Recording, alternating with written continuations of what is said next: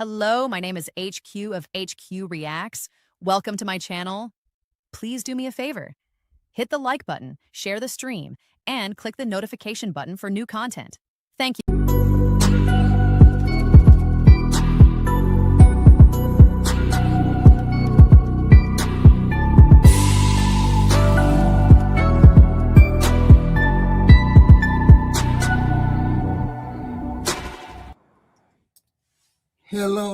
Hello, people. How are you doing today? This is one of those days where I got even more of a cold because I live in a state that makes me get sick when the weather changes. I apologize. Here we go.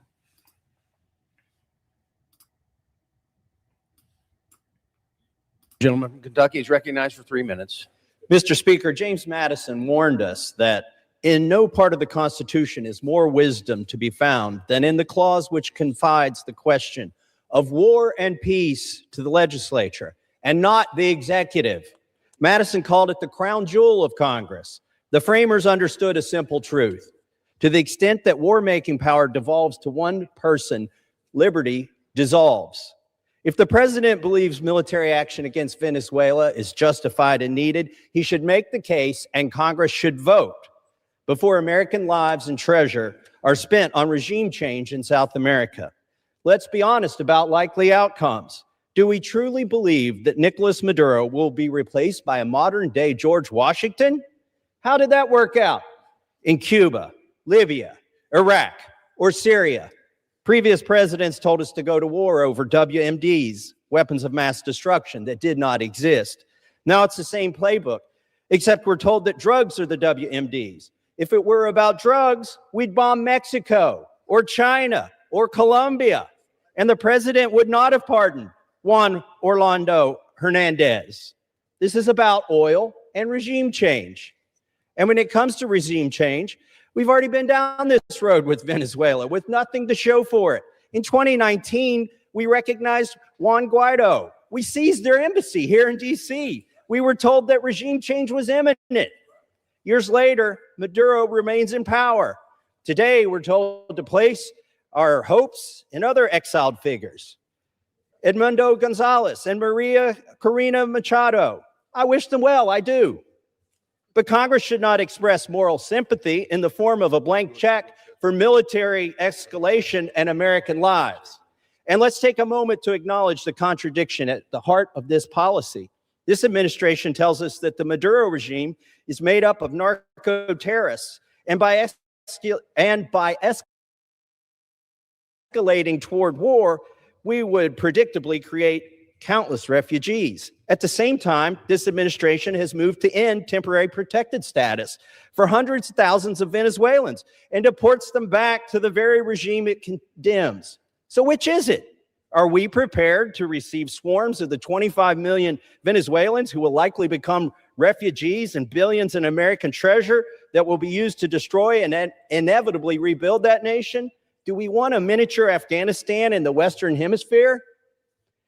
If that cost is acceptable to this Congress, then we should vote on it as a voice of the people and in accordance with our Constitution. And yet today, here we aren't even voting on whether to declare war or authorize the use of military force.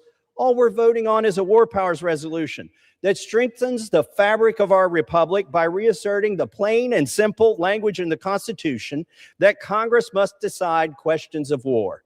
I urge support for this resolution, and I yield back. Gentleman, time had expired.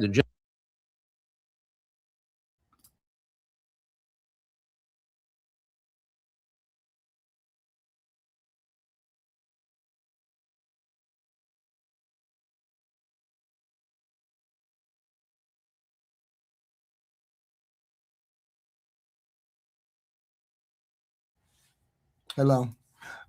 When I listen to this speech by Thomas Massey, I don't hear some policy speech by him. I hear him talking straight to the president.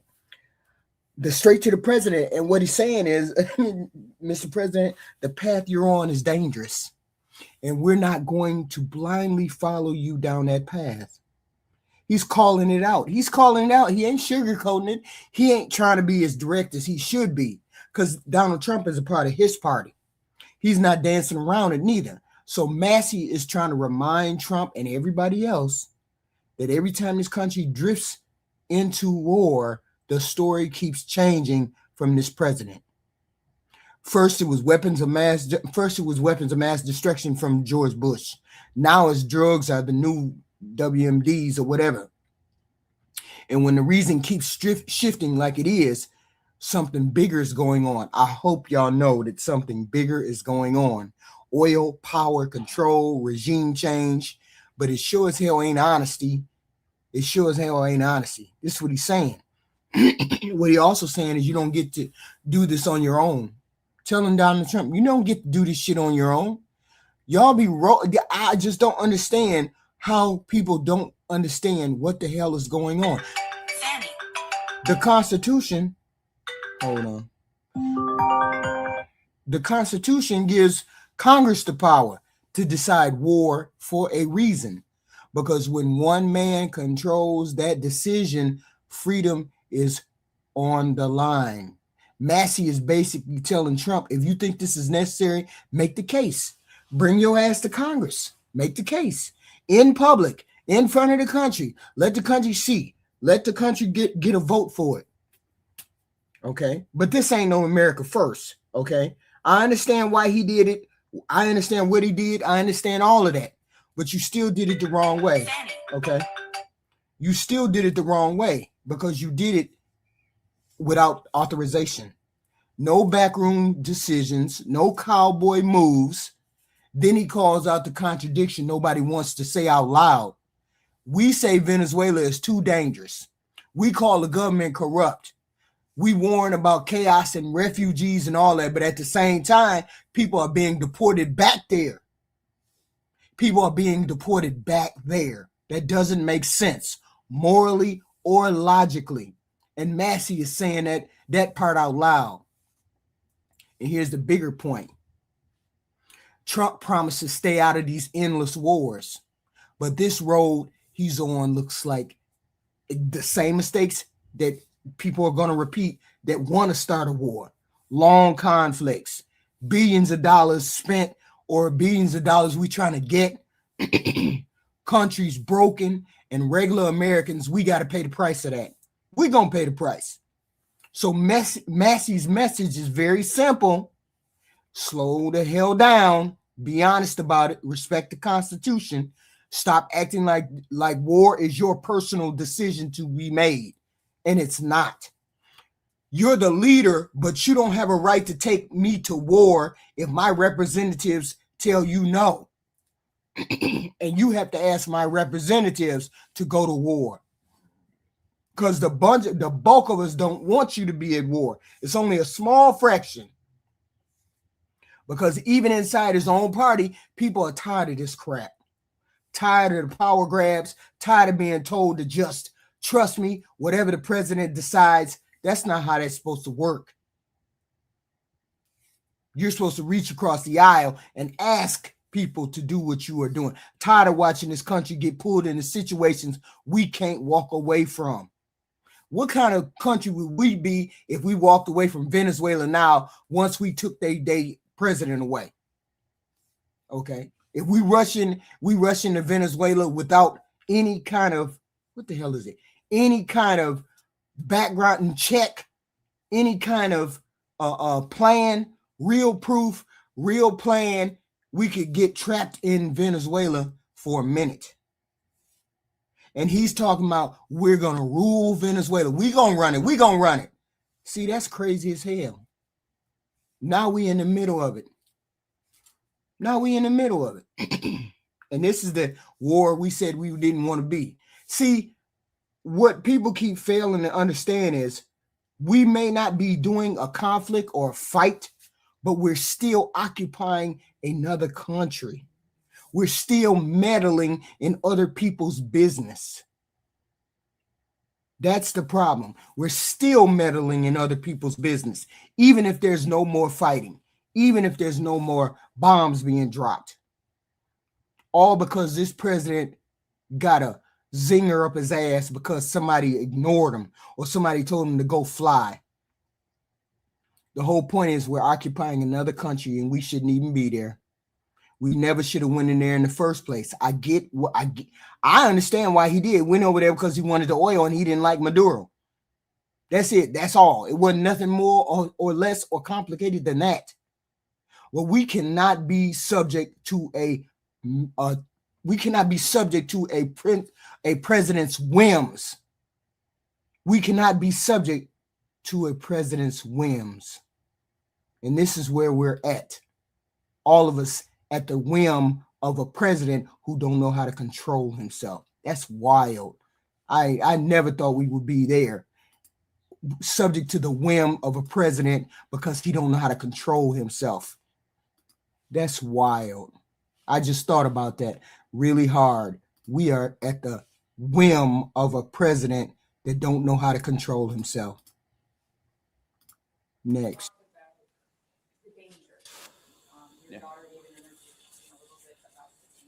Wait, if you think there's a peace prize coming, you goofier than I thought.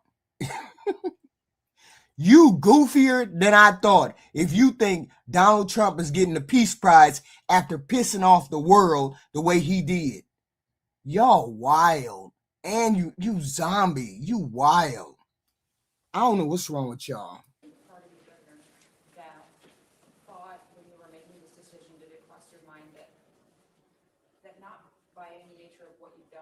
Your daddy. You being you and being the target, that people's lives were in Yes. whether they be so you felt that Yes. for Sophie Call and other that Yes. Yes, and for our Somali community, yes. Look, I'm on the list because whatever it is they hate us. I may be on the list because of last fall. I may be on the list for whatever reason.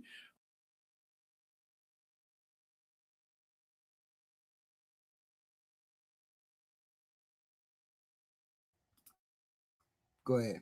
Sorry. But yes, that's exactly what it is. And look, I don't know how you spin the story other than him pushing that conspiracy theory. You don't have to listen to me. The Hortman children told you that. We shouldn't have to be talking about them. Respect their privacy. We just attended a wedding, which was a joyous day. No, they want to blame it all on you, Mr. Tim. Everything is on you. You are the subject of these goofy people's madness. You are. And don't call me that no more. Don't call me that no more. 2 empty seats from someone who's murdered. But there's rumors out there and all this. That is freaking evil. And every one of you in this room knows it's evil. And that type of hate and those types of threats that are actionable, yes. And look, I'm concerned for my family, but I've got a little bit of protection now. My family, not so much. See, this is what happens when a bully keeps swinging at you, hitting you, and you don't say anything. This is what the person who's getting their ass kicked looks like. When you let a bully beat you into a corner, this is what it looks like right here. Much, but what about Somali immigrants who are minding their own business? We've got 2,000 folks. We don't even know who they are. They'll be wearing masks, being here in Minnesota, harassing them. If you want us to fix fraud, come and help us. Come and help us do that. They're not interested in that. See, in his point of view, wait a minute. Well, Walsh, wait a minute, hold on. See, this is what it looks like when you don't fight back. And this is the problem I have with a lot of people in this planet and in the other side and the other aisle. You don't want to hit back. I be gut punching Trump every day. Tim Walz is speaking from a place of fear, frustration, and I get it, responsibility all at once. He's answering a question about whether the danger surrounding him and the people connected to him play a role in his decisions. And instead of brushing it off like most politicians do, he gonna lean right into it, but it don't look like a lean of strength. He admits that the threats he getting are real, not just towards him, but towards his daughter, his family, and especially towards the Minnesotan Somalian community. I ain't never seen goofy people madness come off people like this because X, Y, and Z. I ain't never seen this goofiness. This is crazy. When he says he's on the list, he's describing how political rhetoric has turned him into a target, because you let it turn you into a target. He believes there are people listening to conspiracy narratives who see him as the enemy. Yes, of course they are. We got some of them in the chat. We got some of the goofy people in the chat. He doesn't frame it as politics. He frames it as hate. People who, in his words, hate us and may be acting on that hatred. Of course, you can hear that he feels personally haunted and responsible, not just criticized though. He then says something about it being directly connected to Donald Trump. He's clear though. He believes Trump's talking about Minnesota fraud conspiracies didn't just create debate, it lit a fire of hate and goofy people coming out the woodwork, conspiracies and all that crazy shit. He argues that the lies and exaggerations fuel threats and harassment and this fear. Okay, when he brings up the Hortman family, which is that Hortman family and the tragedy surrounding, he says these aren't abstract political gains. People are actually suffering. Of course, we know people are suffering, but you should have stopped all of this from day one. He ain't took no damn money. Stop saying Tim Walz took money. Tim Walz ain't took no money. You put your anger on the phone. Y'all to see that's the problem. Y'all know how to focus. It's just a scatterbrain logic. There was some Somali people and one white lady. As far as I can see, I only saw one white lady who was the gang leader. I don't see no smoke for the white lady. You don't know nothing about that. You just talking, Roberto. As usual, y'all just talking. His language is moral, not political. He calls what is happening evil and says everybody in the room knows that it's evil. That's important. He's trying to shift journalists and the public away from saying this as a partisan back and forth and towards seeing it as dangerous behavior, which it is. Because you got goofy people in the chat talking about he stole money when there ain't no proof that he stole no money. He also points out practical. He says some protection. He needs some practical protection for the government. His family has less protection. And regular immigrants, especially the Somalians, Minnesotans, have no protection. So in his view, they're easy targets when conspiracy narratives get weaponized. Like I said, Goofy's in the chat talking about he's dangerous. Are you crazy? Are you nuts? Then he pivots back to the fraud.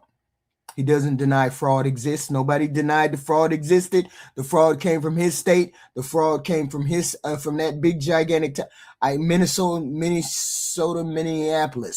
Yeah, I always say that wrong. His core point is that fixing fraud requires the calm cooperation and investigation, not the campaign of fear that the president unleashed upon that community. That's wild. So the bigger message is clipped and layered. Walz is trying to say, yeah, there was fraud and it needs to be fixed, but he believes Trump turned the scandal into something weird, a conspiracy narrative that threatens all of their lives there, intimidates that whole community. Hey, the community brought a lot of it on itself, but Tim Walz didn't bring none of this on himself, and Tim Walz shouldn't even be the subject of it. He wants to be seen as the adult trying to govern while painting the critics as people stirring chaos. I get that too. That's the heart of it. He's not only defending his record, he's warning about what happens when these political narratives turn into this goofy logic, this goofy anger, and you ain't gonna be able to help yourself because you got people who need help out there in the world, and some of them ain't got it, and they believe anything this president say. So Tim Walz, I say to you, you better hurry up and resign. You better hurry up and get up out of office because they ain't gonna never let you live this down. You should have stopped this narrative when it got started. You should have came right on out and said something about it from the beginning instead of hiding. You thought it was gonna go away. I don't know why you thought it was gonna go away, but part of this is part of what you got started. I ain't saying you stole nothing. I know you probably didn't stole nothing. You seem like a decent type guy, but you brought this narrative. You helped this narrative. If you let somebody say something about you and you just stand there and don't say nothing, then it's part of your problem. It's part of what you helped to start. You helped it by not responding to it. So this is what happens. So then we get to we get to, the goofy shit from, the president, which went off the rails immediately, because the president don't know how to,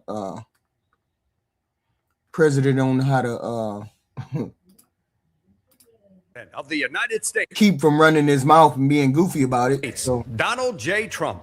And I'm proud to be an American. damn, every time I can't fucking have that music going.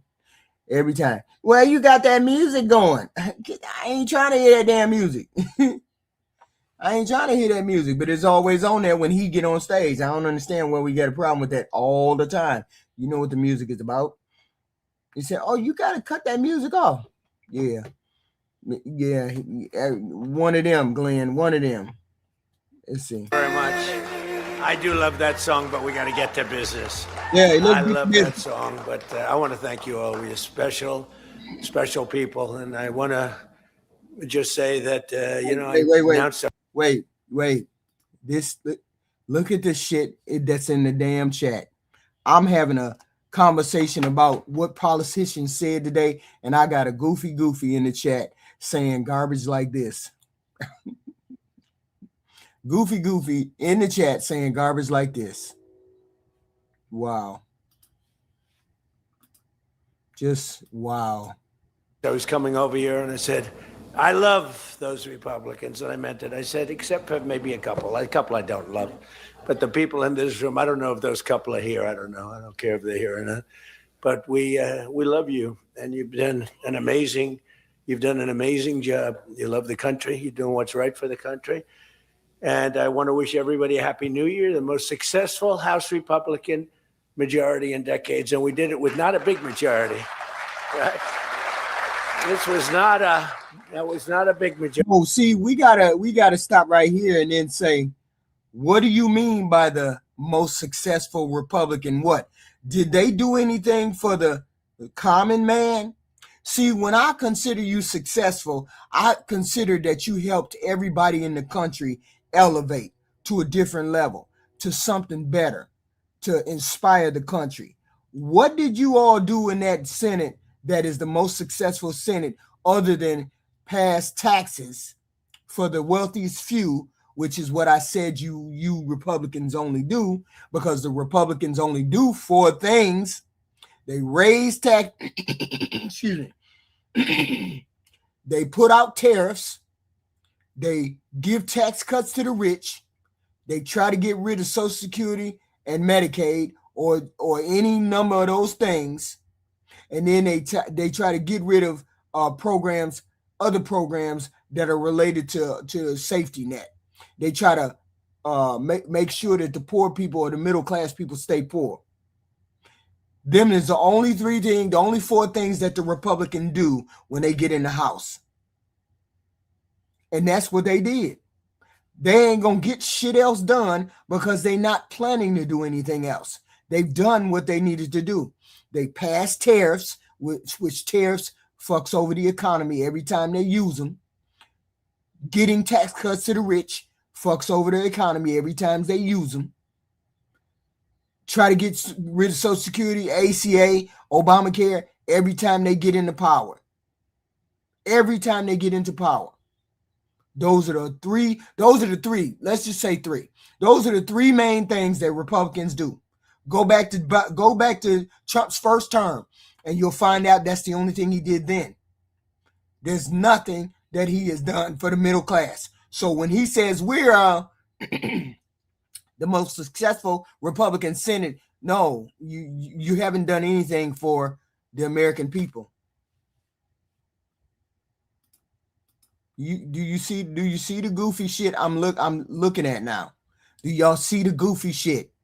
Nothing I just said you cannot dispute. Somebody in the chat dispute what I said. Come up with something else. You see what I got to deal with. This is the kind of stuff you got to combat every day. I hate to leave y'all in the goofy neverland, but this is not fake news. Trump did all three of these things that I said. There ain't nothing fake about him. That's wild. Majority, but it's a unified majority, and it's people that know what it takes to make America great again. So together we had 12 months of unprecedented success in 2025, and now we're going to make history and break records with the epic midterm victory that we're going to pull off. It just doesn't seem to happen loser, for hit the door. people that win the presidency. What you waiting on? Don't announce it. It's an amazing phenomenon. You know, you win the presidency, and we sure as hell are having a successful presidency. I will say that. But even if it's a successful presidency, it's been nothing like what we're doing. We had a very good day 2 days ago, too. But even if it's successful, they don't win. I don't know what it is. There's something psychological, like you vote against. You can win by a lot. We won every swing state. We won the popular vote by millions. We won everything. But they say that when you win the presidency, you lose the midterm. So you're all brilliant people. Most of you are in this business longer than me. That makes me smarter than you, because look where I am, right? No, it doesn't. But I wish you could explain to me what the hell's going on with the mind of the public, because the public is outright rejecting. Let me let you finish. we have the right policy. They don't. They have horrible policy. They do stick together. They're violent. They're vicious. You know, they're vicious people, and they stick together. That's wild coming from this Republican president. That's wild. You've only done those 3 things that I said that you have done. You have only done those 3 things, and you consider this successful?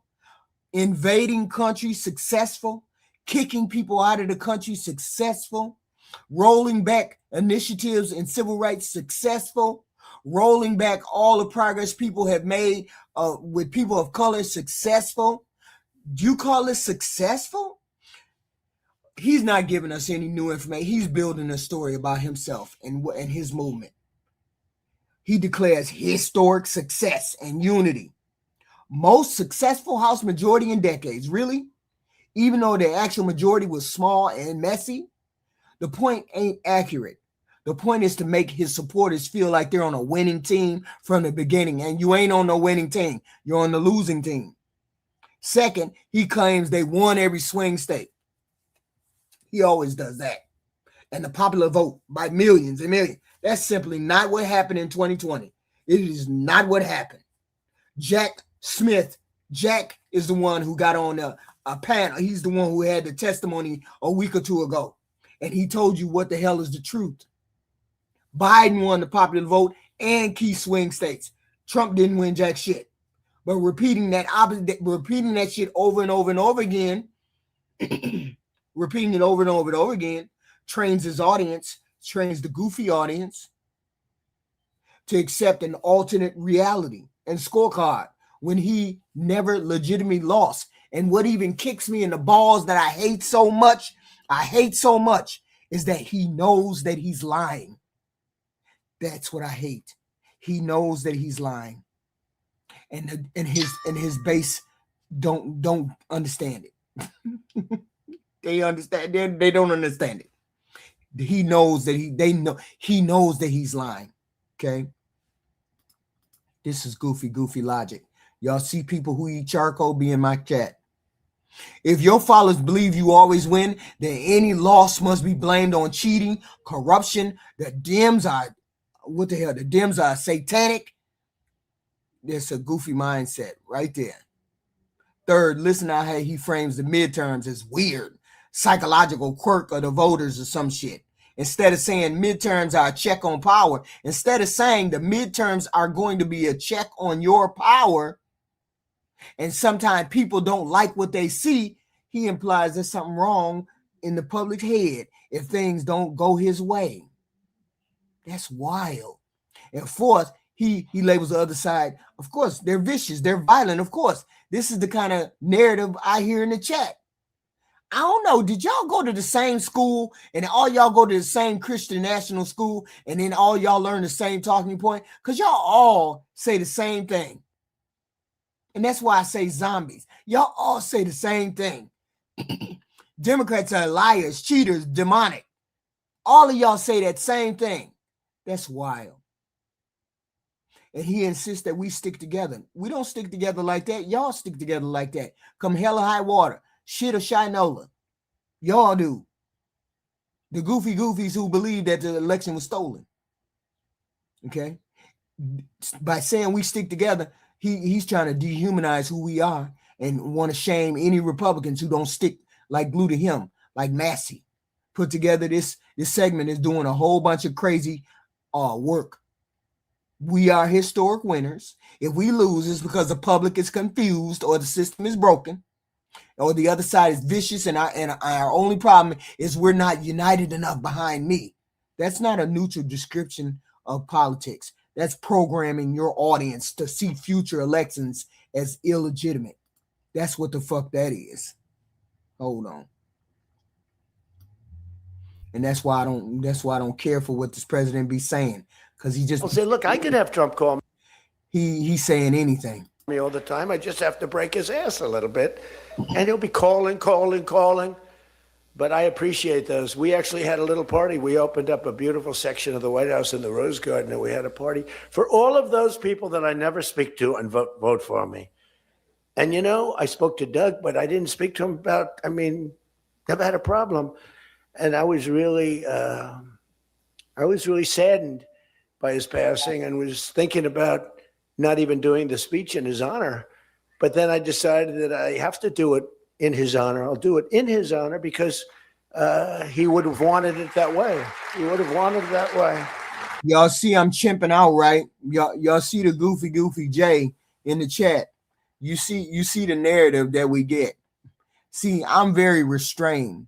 I can drop the link, but won't none of them hit no link. Won't none of them come up here and say nothing wild.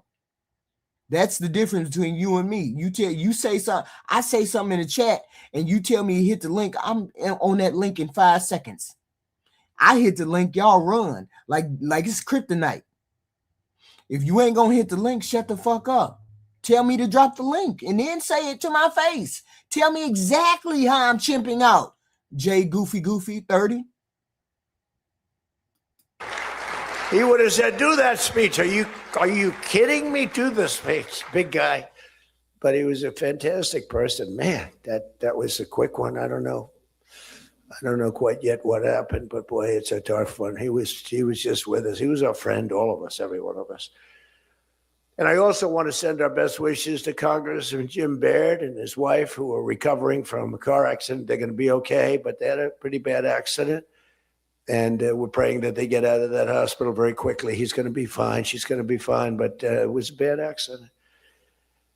And I want to thank the man who has been central to so many of our triumphs. He really has been. He's the guy that would call me to make those calls all the time. He's always working. And he's a nice person. So let's pause again. Notice how he defines a great member of Congress here. It's not. He wrote important legislation.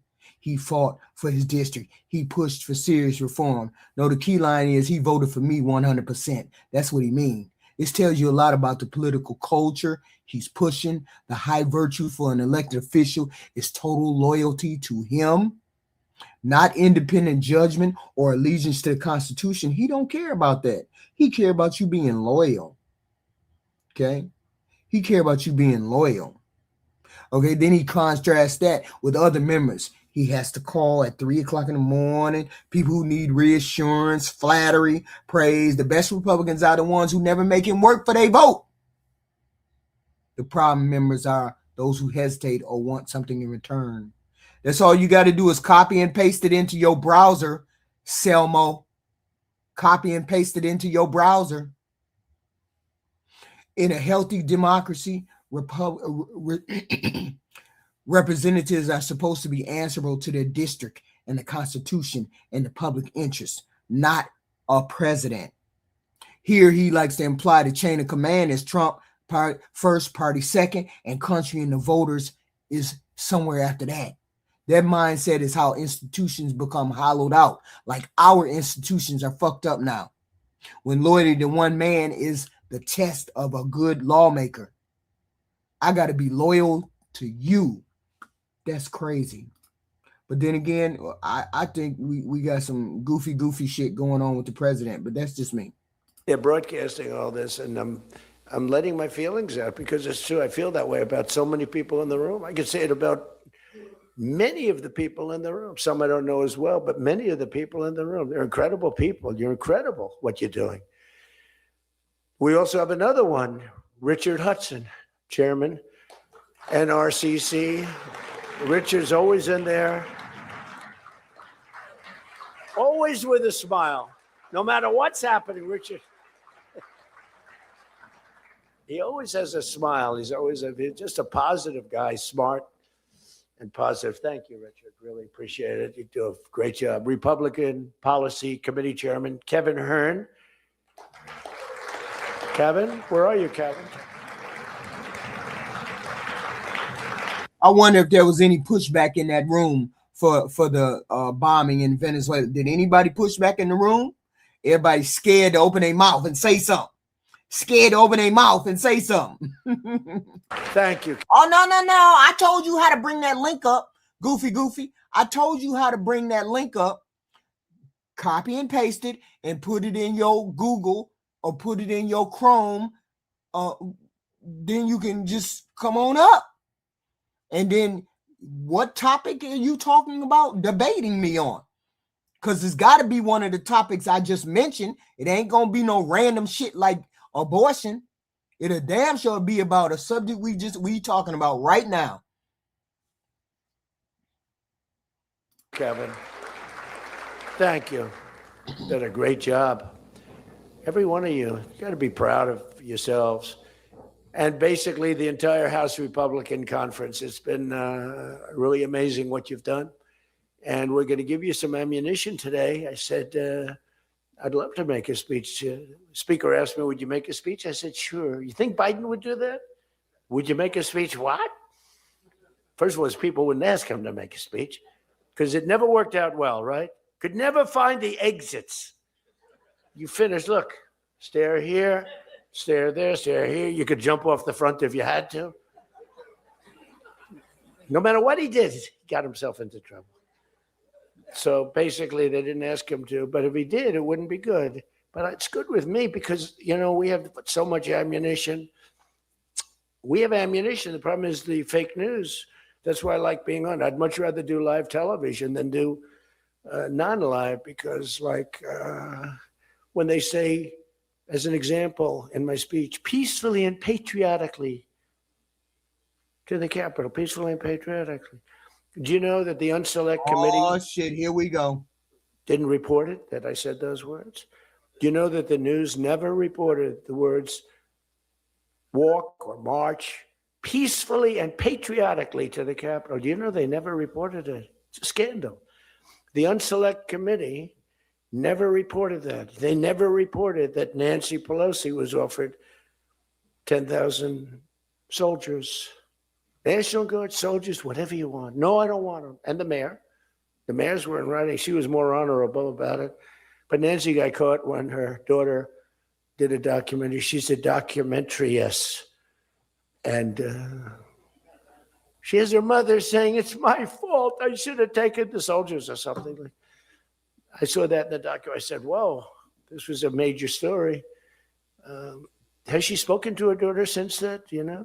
But they just, you know, they are vicious people, even on the attack. And it was an amazing military feat that took place yesterday. Think of it. See, he's trying to rewrite January 6th in real time. No, you can't. You need to shut the fuck up about January 6th because now everybody and their mama remembers January 6th for those people climbing that wall. Can you imagine if those people that were climbing the wall were black? Can you imagine? There'd be blood all over that wall, all over that grass for somebody shooting them down. Okay? But you're trying to rewrite history. First, he says peacefully and patriotically. Zooms in on that. As if saying those 4 words cancels months of the escalating rhetoric that you started about a stolen election. Fight like hell, directing people to the Capitol on the very day of certification. and you say you didn't do it, this is classic cherry picking from one clean spot. Pretend the rest of the context doesn't exist. It's like ranting for months that your house is being stolen, whipped up a crowd, and then say, but I told him not to break nothing. I hyped him up, but then I told him not to break nothing. That's the one sentence that doesn't erase the larger incitement. That's the problem that people don't get. But I told him not to go down. I didn't tell him to go down. I said peaceful now. That don't erase the larger incitement that you did. Second, he shifts the blame to Nancy Pelosi at one point, and the DC mayor, suggesting they refuse troops, and then leans on a documentary snippet of Pelosi saying, I should have taken the toll. That's wild.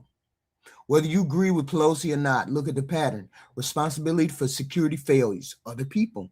Responsibility for the mob's motivation barely is addressed. His own months-long stolen election narrative. That's all he kept saying is, it's stolen from me, stolen from me, stolen from me. That's all we heard. Treated as irrelevant. One sentence does not erase the larger incitement, but I told him to go peacefully.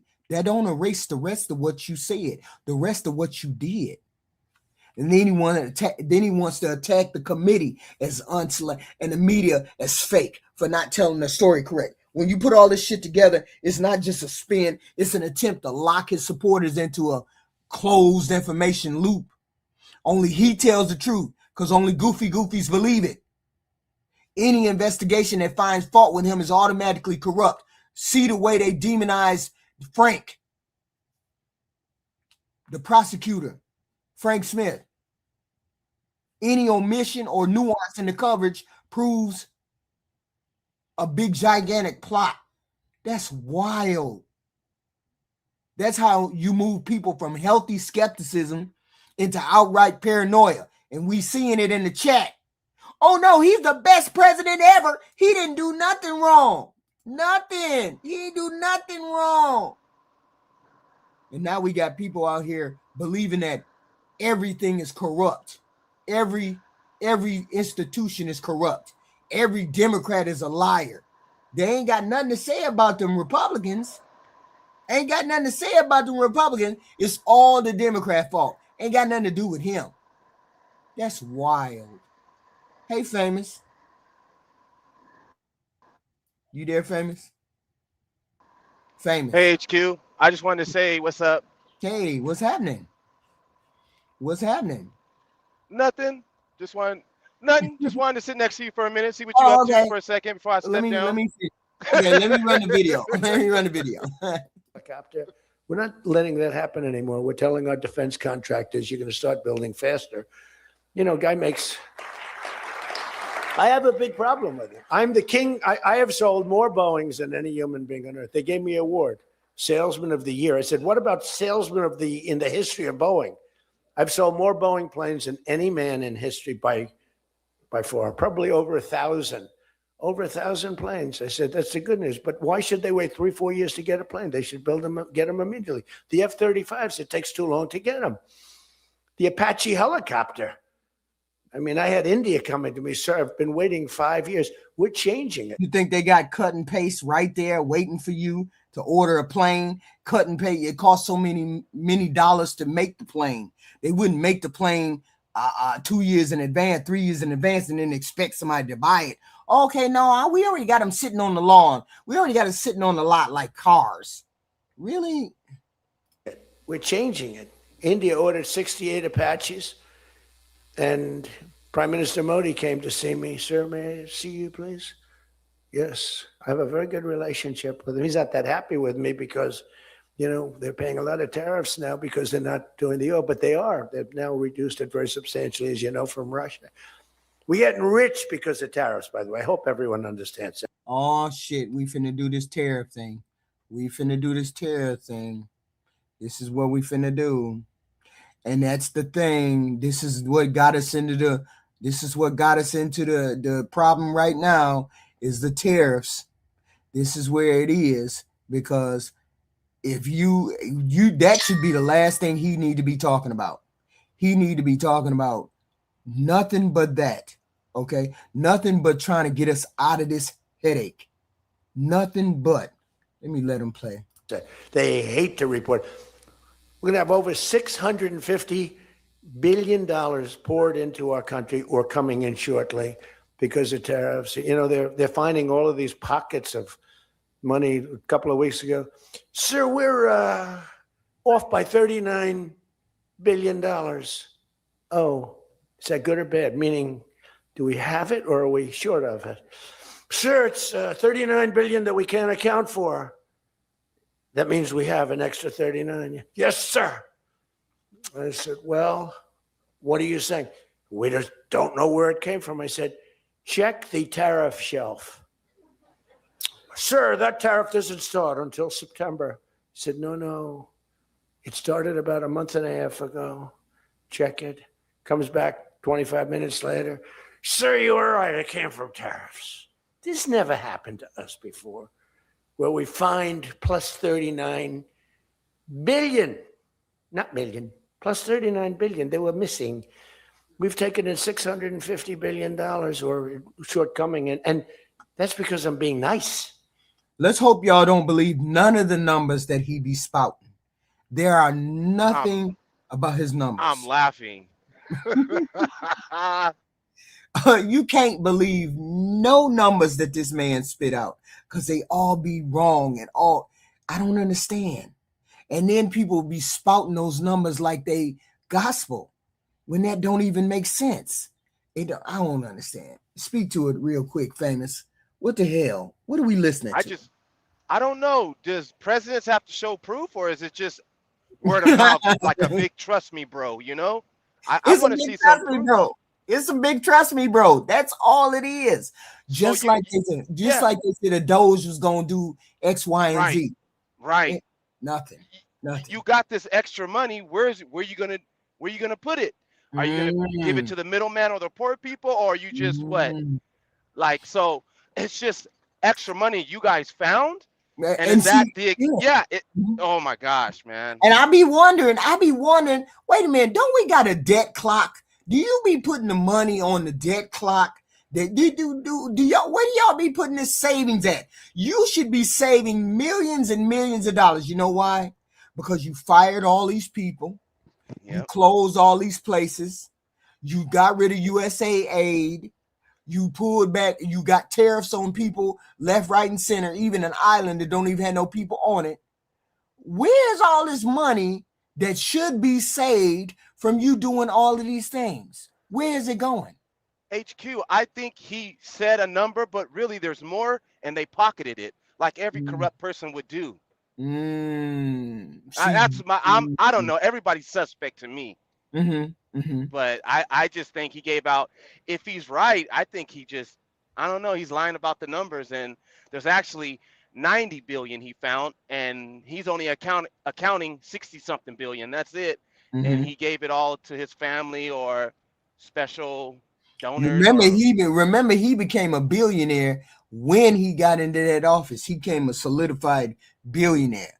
But that don't mean he funneled some money onto his family, some money onto somebody else's account, because we ain't really paying attention to where's this money going to. We don't know where it's going to. This $39 billion. Is that all going to our deficit or our debt or whatever, or what is he? Oh no! I mean, if you getting that kind of money, put it on the debt that we owe. Put it on the debt so we can get rid of the debt. Okay. Is he saying what he's gonna do with it, or he's just saying he has it? Oh, okay. He ain't saying nothing. He just saying numbers off the top of his head. I mean, he just saying numbers. This is wild. Hold on. If I want to be, and we have national security because of tariffs. And frankly, we have a big Supreme Court case. I hope they do what's good for our country. I hope they do the right thing. We're the president. Oh yeah, he's still that the Supreme Court still has to decide whether they're going to allow him to do tariffs or not. If they take it back, they snatch it back from him, he got to pay back all them people that he got tariffs from. He got to pay all of them back. Okay, all right. Yeah, that no, he ain't got to pay them all back. We got to pay them all back. Right. So with that money he found, he's not going to use it to pay back if they snatch it up from him, the tariffs. That money He's gone. just oh Just like the money for the food stamps. The food stamps had a backup reserve that they put together. They spent that backup reserve. That's why they didn't want to give the money out, the food stamps out from the backup reserve, because they had already spent the backup reserve. Ain't no backup. Ain't no backup. Yeah. So that extra money is, I think it's from all the stuff he stopped, our safety nets, cancer research, and all that other stuff maybe that he stopped. Okay, that stuff cost money. That stuff was costing American people money. It was well worth it because of where it was going. But what did you do with the savings? That's the question. What did Doge do with all the savings they said they found? Where did that go? They stole that money and claimed to get fired. They took off with that money. They didn't even last a year. They didn't even last 9 months. What happened? Give us an explanation. What happened to Doge? Right. Where's my 2,000 so-called dollars? Yeah. I mean, we ain't getting none of it. We ain't seeing none of the benefit. This is what I keep explaining to people. What did Trump do with you all? What did he do for the middle class when he got into office? He don't plan to do anything for the middle class. He plans to do it for himself, and he plans to do it for the rich. He don't plan to do nothing else but enrich everybody that has money. The poor people just gonna keep getting poor. It is what it is. The president has to be able to wheel and deal with tariffs. Now, if you have the right president, it's good. You have the wrong president, if you have the wrong president, nothing's good. Tariffs are the least of your problems. We found that out for 4 years. We had the worst president, did the worst job. They had the worst policy. And I hate when people keep saying that. When you keep saying people need to go back and look at Biden's record. Biden pulled us out of the ditch. We were still on the side. If you look at this analogy, we were in a ditch because Trump put us in the ditch and COVID helped put us in the ditch. Okay? He helped put us in the ditch right along with COVID. I give you COVID. Okay? Biden pulled us out of the ditch, but he didn't get us start. He didn't get the car started. He just pulled us out of a ditch. We weren't rolling. We weren't doing anything with Biden. We just got pulled out of the ditch, waiting for somebody to come along and start the engine. That's what happened. Okay. Biden did what he was supposed to. He made a bridge from being in a ditch to being on the road, but he never got us started on the road. If you look at the analogy like that, then it's easier to explain to somebody. Trump took us into the ditch. COVID took us into the ditch. Biden got us out of the ditch, but he didn't get the car started. The car was still fucked up. See how we have to even run against these people. Yeah, hold on. Go ahead. Nope. I'm going to continue listening. Go right ahead. Sorry. Oh, okay. No, I hit the wrong button and then it came on. I didn't mean to start. I was gonna say, and I mean, Biden got us out of the ditch, but Trump is letting it slide right back in there. Yes. That's where it's going. If you put it in that analogy, it's easier to explain. We was rolling under Obama. Boop, boop, boop. Everybody say we was rolling. Trump, with the tariff, with the tax cuts, we started to veer to the right. We started to veer into the shit. I forgot the name. What the hell is it called? My brain just went fried. Into off the road. We started to veer off the road. We wasn't off the road with what Trump did, but we started to veer that way. Then came COVID, and we went straight into the gutter. Okay. The analogy is simple. That's the way I figured it out. When people keep saying, "Oh, Biden is a terrible president," no, Biden, he didn't get the car started, but he got us out of the ditch. Okay, and you got to look at it that way. Great. People say, "Well, he didn't get us the car started." No, he didn't. But it was for Trump to get our car started. It was for Trump to get our car started. And guess what Trump did? Trump put fucking oil in the damn tank. Oil in the tank. And now he think it's running smoothly. All right. It's rolling, but it's fucked up. You see what I'm saying? I can't put it no clearer than that. Yeah, it's rolling, but it's rolling really, really terrible. He might have put the oil in the radiator. Shoot, I'm serious. Did that. He could have did that. I'm saying it makes more sense to explain it that way. Then people can look at it and say, "Oh, okay, yeah, this is where we at right now."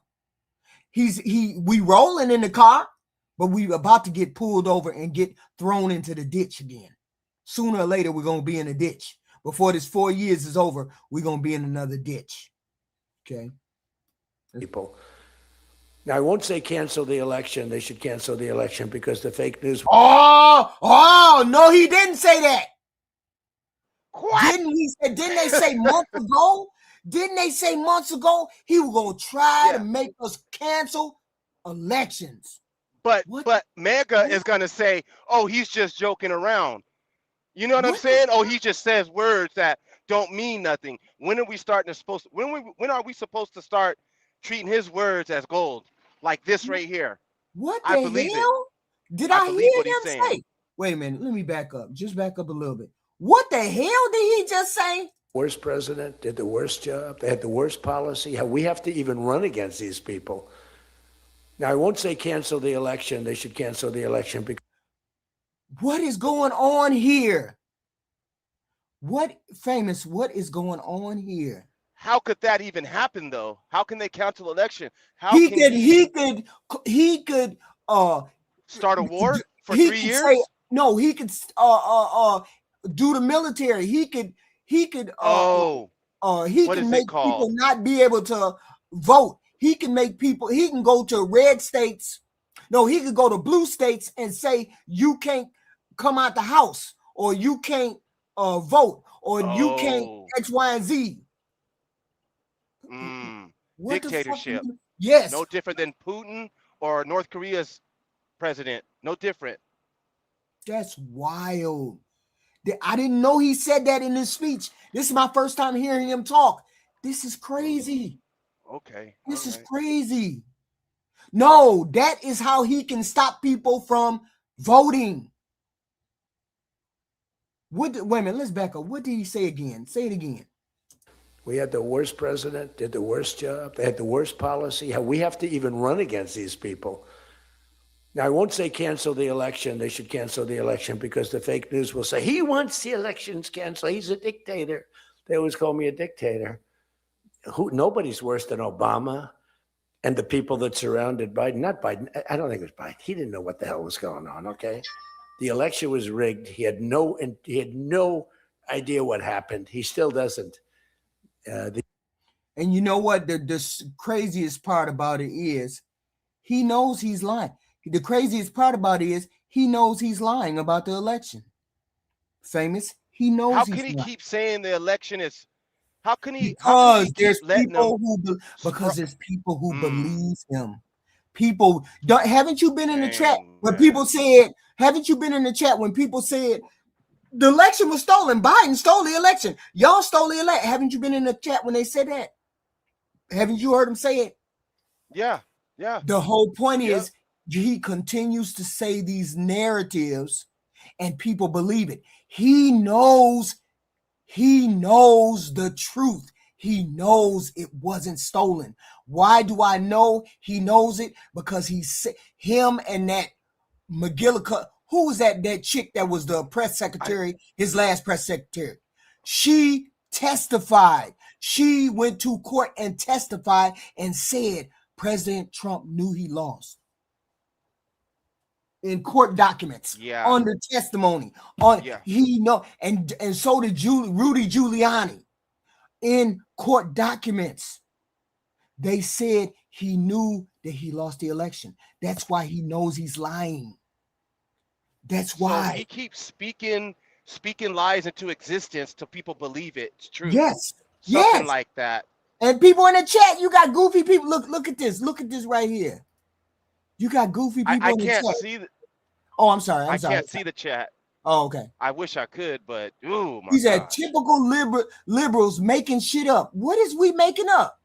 What are we I making know up? he's saying it right here. We're showing you black and white. They The don't. vote. You don't have to believe me. Like I told you, you don't have to believe me. She's showing Go you guys. to that whatever. Who is that chick who used to be his press secretary? The young chick Not, with the black hair. Not her. The one that his first thing.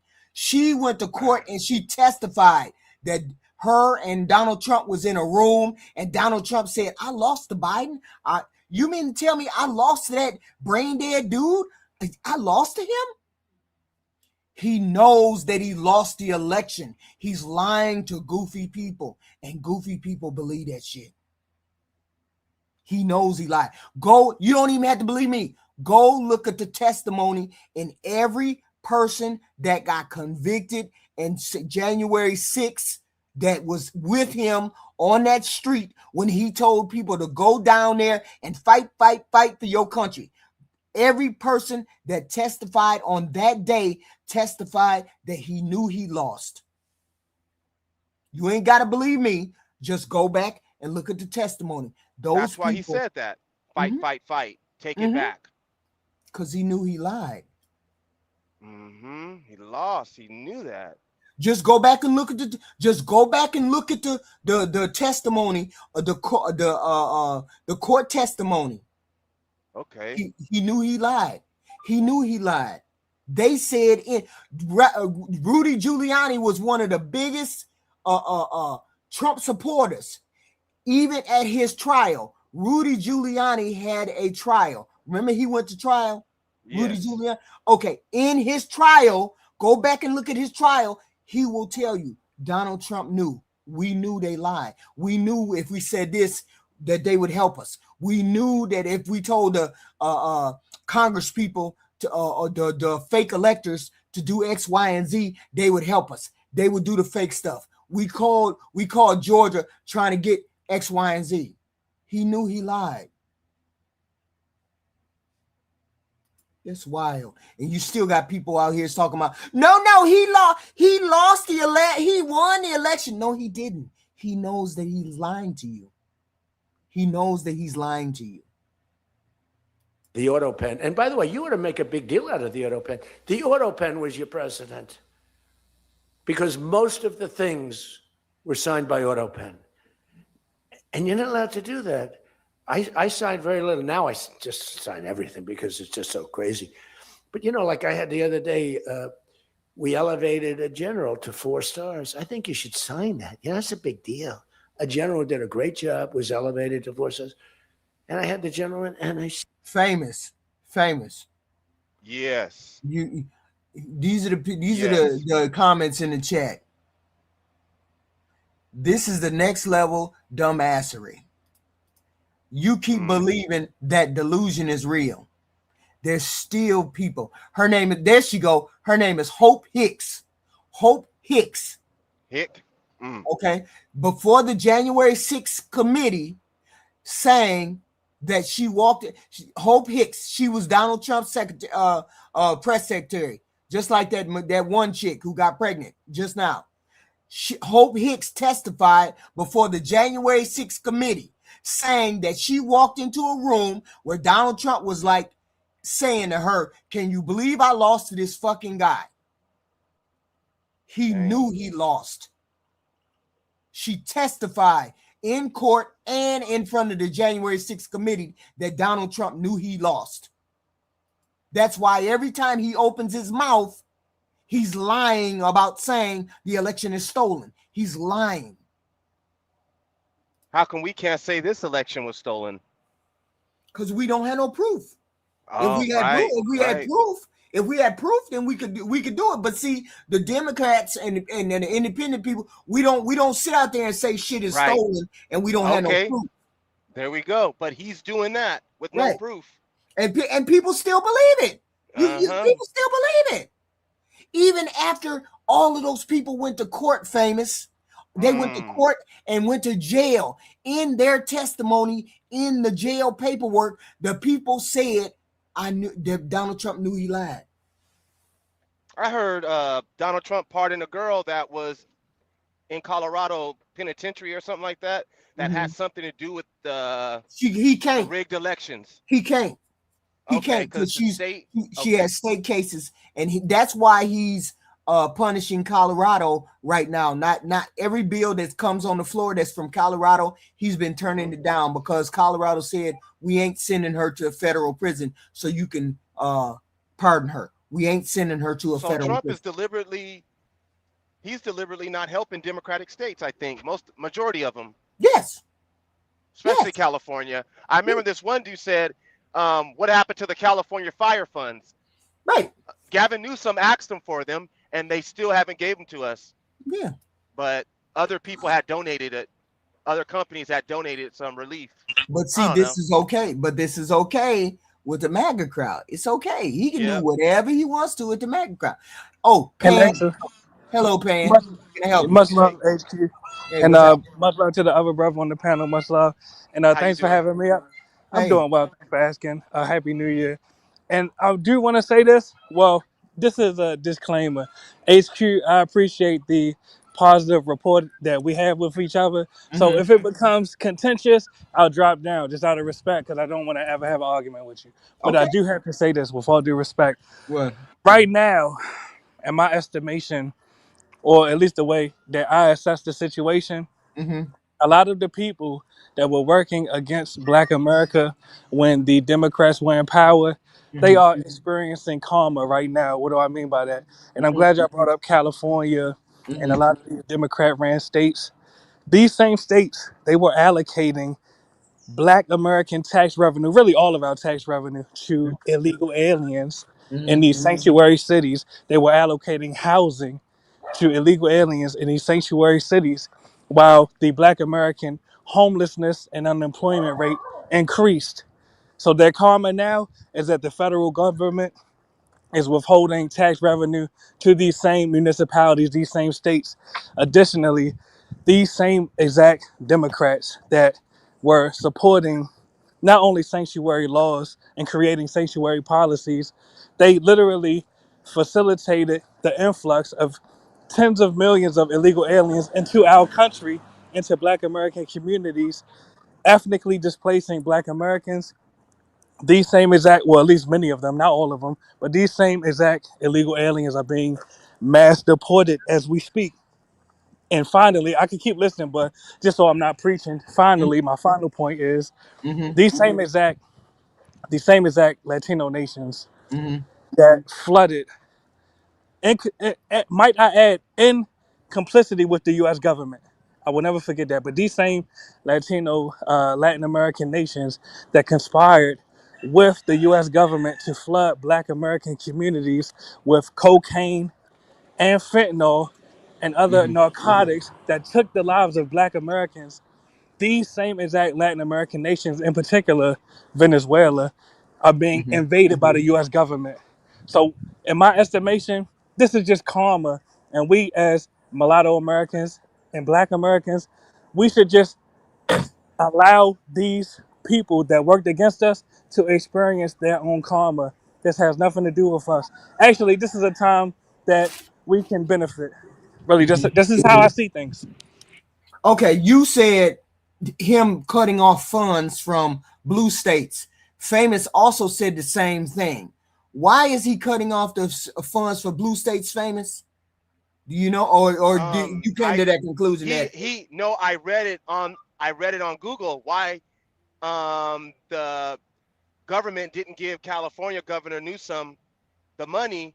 Mhm. They just haven't got back to him, and just in a broad word, they haven't Mhm. they haven't got back to him since I think July of last year. They haven't got back to him. See, here's the thing, y'all don't. Here's the thing, a lot of people don't understand. Blue states, all states have to give money or give a certain percentage or whatever to the To the federal federal. government for the federal Yes. government to work. California gives over and above what they're supposed to give to the 4 federal trillion. government. So Yep, when 4 the trillion. government says we're not going to give you any money, that's all the California has to do is say, I'm not sending you any of my revenue. And then the government would be fucked up. See, you would have to fight fire with fire. Just because the federal government gives California money doesn't, they only give them back, like, for example, California gives the government 80, just say $8. They give the federal government $8. The federal government gives California back $5. That other $3 goes to help red states.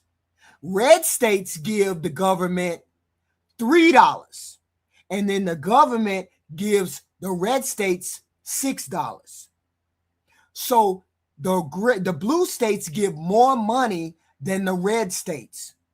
That's all the blue states have to do is say, we ain't sending you our excess money. We just sending you what you need. We just sending you what we got to send you, and we ain't gonna send you no more, and the government will be fucked up. Okay. I mean, we'll see if that actually happens. We'll see, Yeah, but that's a fact. That's how that goes. It's a simplistic version for people to understand, but California, New York, Illinois, all of those states give the most money. They give the most money to the federal government. The red states are the states that take the most money from the government. Oh, So man. And my bad, I didn't mean to cut you off. Go ahead, brother. Go ahead. Go ahead. Yeah, go right. I was just saying, if that does happen, California might be in shambles if 2 blue states stop giving federal funding. Sending Washington their federal funding a year. Right. I mean, look it up. You ain't gotta believe me. Look it up. Yeah, That's all you gotta do is look it up. What They would get more. happen? I mean, what would the government do to us? Would they call the National Guard on us and demand their money? Or I don't know what they would do, but I'm saying Okay. Donald Trump has stopped funds from going back to California because of what? Why are you trying to stop funds from coming my way when I give you $3 more than what is required? I give you $3 more than what is required, and then you got an attitude with me about giving me money about X, Y, and Z? That's the thing. People need to start fighting back on this bullshit. Okay. What I was trying to, I'm sorry. Hold on. And I know if they stop sending money to the red states gonna be in trouble. No, I didn't say the opposite. You ain't goofy. You understand what I said. You ain't goofy, Matt. You understand what I said. Go back. And one thing that I'm noticing, and once again, this is my perception, and I'm open to being corrected if I'm wrong. What? But when Biden was in office, to me, it felt like the Black Americans was the only ones getting cooked. Now that Trump's in office, in my estimation, it seems like everybody getting cooked. Yeah, So can I everybody be getting mad at cooked. They this? mad. They mad because they getting cooked now. It used to be black folks only getting cooked. Now all Yeah, of them getting cooked.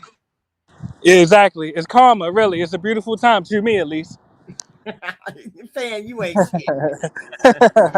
And thanks for having me. I actually just missed a phone call, so I got to drop down. Oh, But much okay. love to Okay. y'all. See you Nice later, to meet Pan. you. All Nice right. to meet you. See you later, Pan. Okay. Yeah. So that's how it works. That's all you got to do is look it up. This is how it works.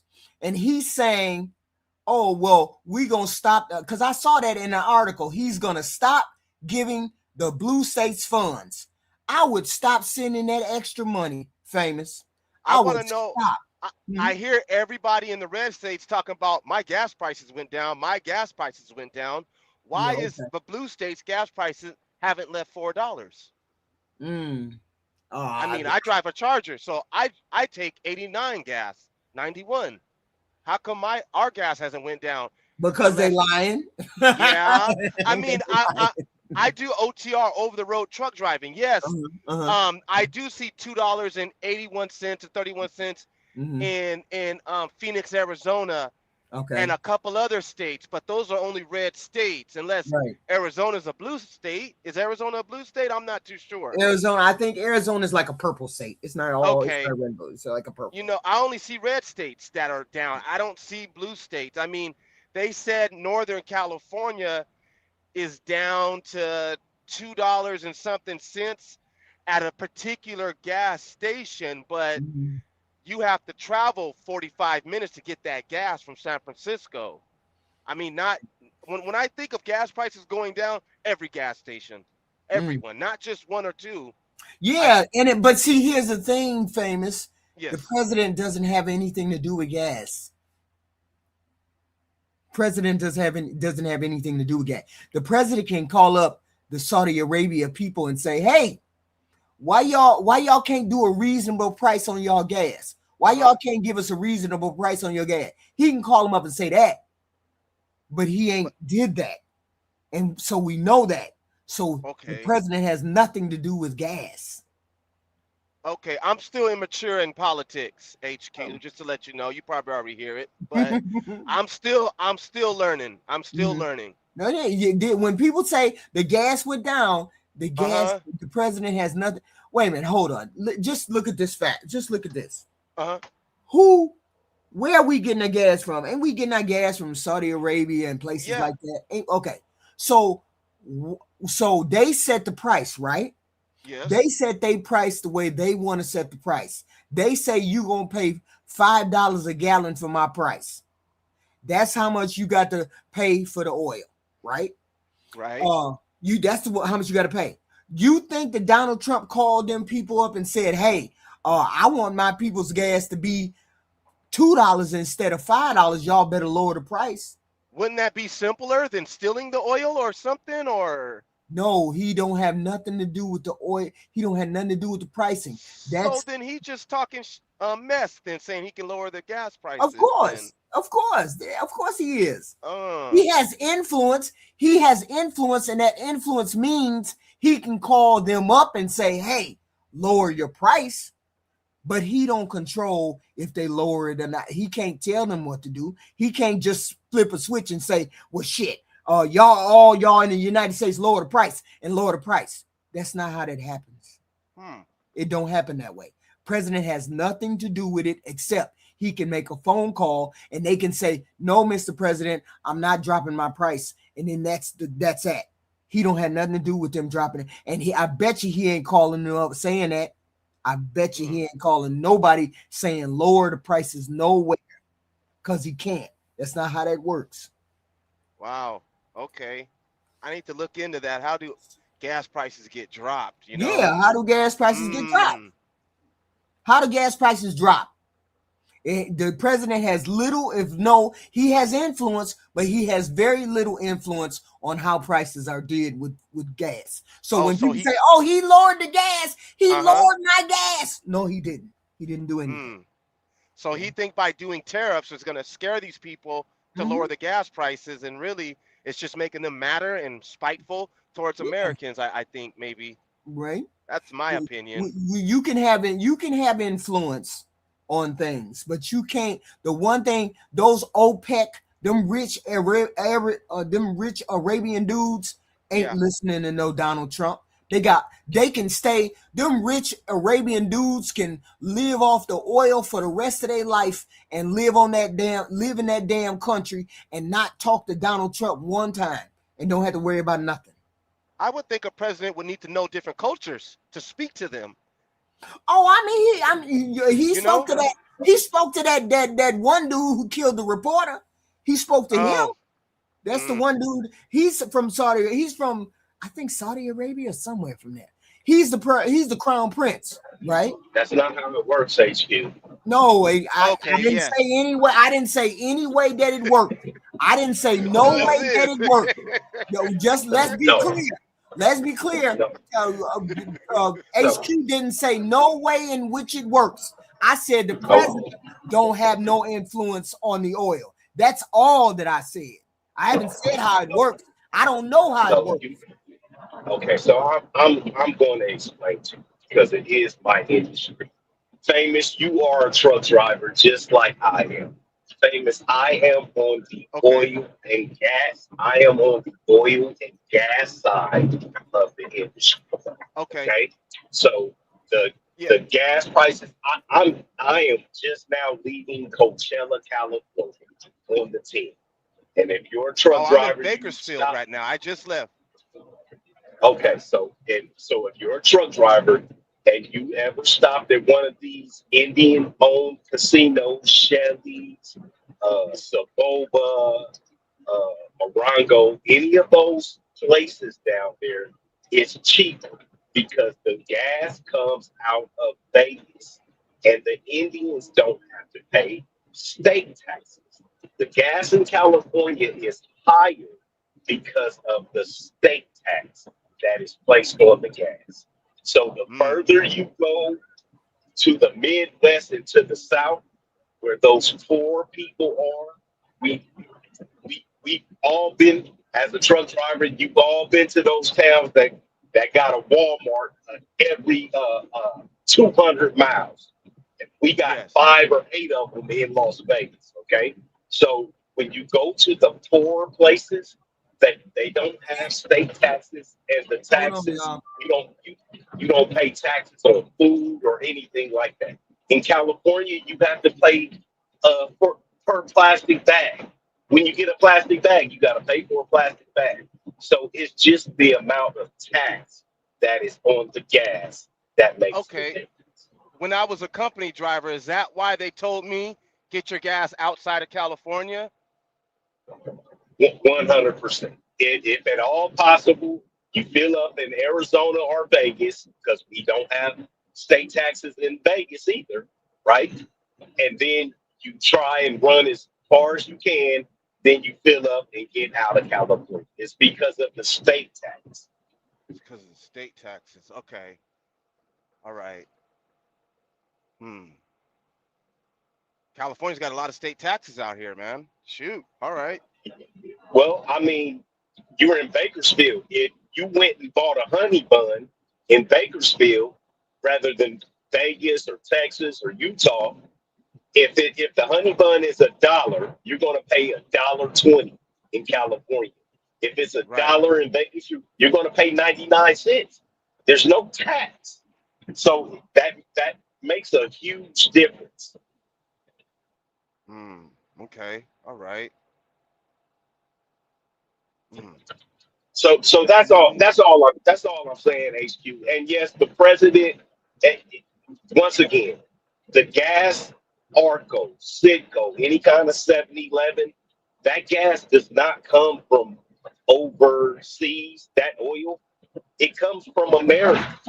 All of that oil is pumped from Alaska, New Mexico, like Albuquerque, is in North and South Dakota. All of these places are pumping oil out of the ground. So the oil is coming from America, and it's being refined in America. So it doesn't have anything to do with that. Like, for real. So what can we do with that stolen oil or the oil they seized? Can we bring it back here and refine it? Do we have enough refineries to refine it? Well, so this is the whole thing about Venezuelan oil, right? So Venezuelan oil, the reason why he did mention that it's coming out of the ground so slow, Venezuelan oil is it has a high viscosity, right? It's very, very thick crude oil. So without them being able to have the infrastructure intact and being able to refine it properly, they can pull very little out of the ground at a time and then refine it and then do the process over and over again. And California has 5 refineries, right? It's all upgraded and it has the best technology. So if you had something like a California refinery over there, instead of pulling 100 barrels out of the ground a day, you'd be able to pull 100,000 barrels out of the ground every day. So it's just that they let their infrastructure, which America did own that infrastructure at one time, they let their infrastructure get too old, too weak, too decrepit, and then they kick all of the big companies out, and you have a bunch of people that don't know exactly what they're doing, trying to make it work. And then, there's no innovation. It's no innovation because the people just aren't smart enough to keep coming up with different things.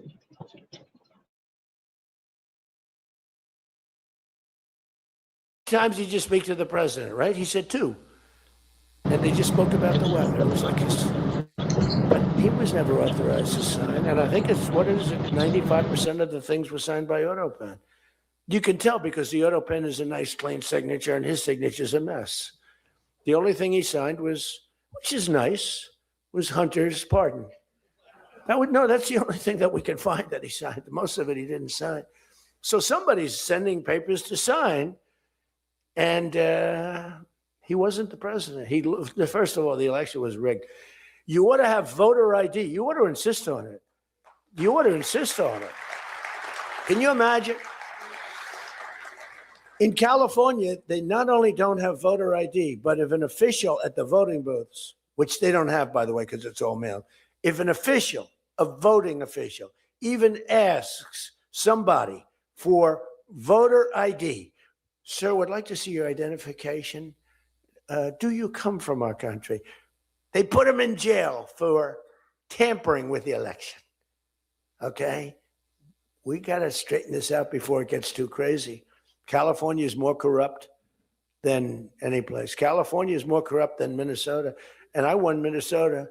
Well, Tom's going, I think so. Well, it's close. It can't be proportionately, probably nothing's more corrupt, right?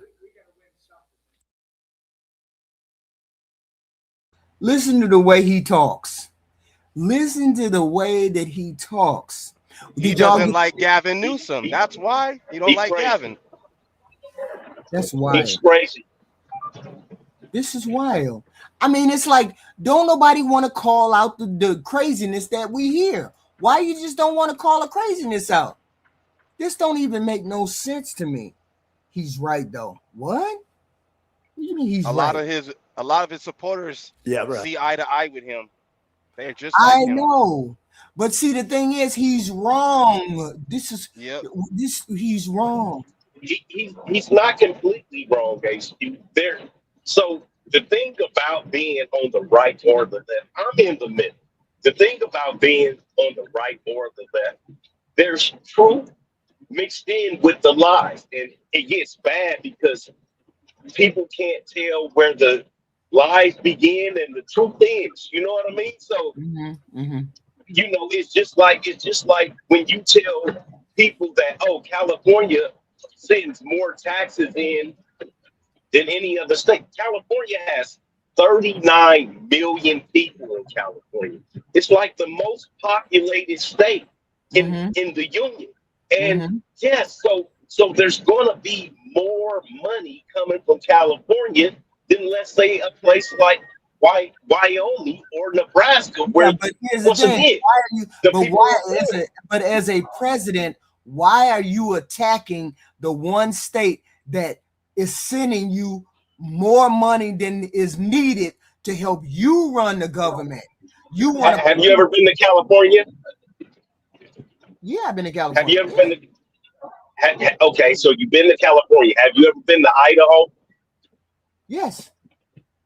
Okay, so when you were in Idaho, how many Black, Mexican, or people that are other did you see besides when you went to California? I didn't really see a lot. No. Yeah. So once again, Famous is a truck driver just like I am, and he's up in Bakersfield. If he's on the 5 or the 99 and he's headed north up into Oregon, and as soon as you get to Oregon, you stop seeing anybody. Like, there are other people in other states, but it's a dramatic difference. So middle America is full of white people. It's not like California or Vegas where it's a mixture and everything. It's full of other, like white people. Right. So I was working in South Dakota. It was me, and the whole time I was there, I seen 3 other black people, over the course of like 4 months. It's not the same. So as long as he gets to speak nice things to the white people, they're gonna be on his side. It's not a problem. It's just people have their sides. They pick them, and that's what I'm going.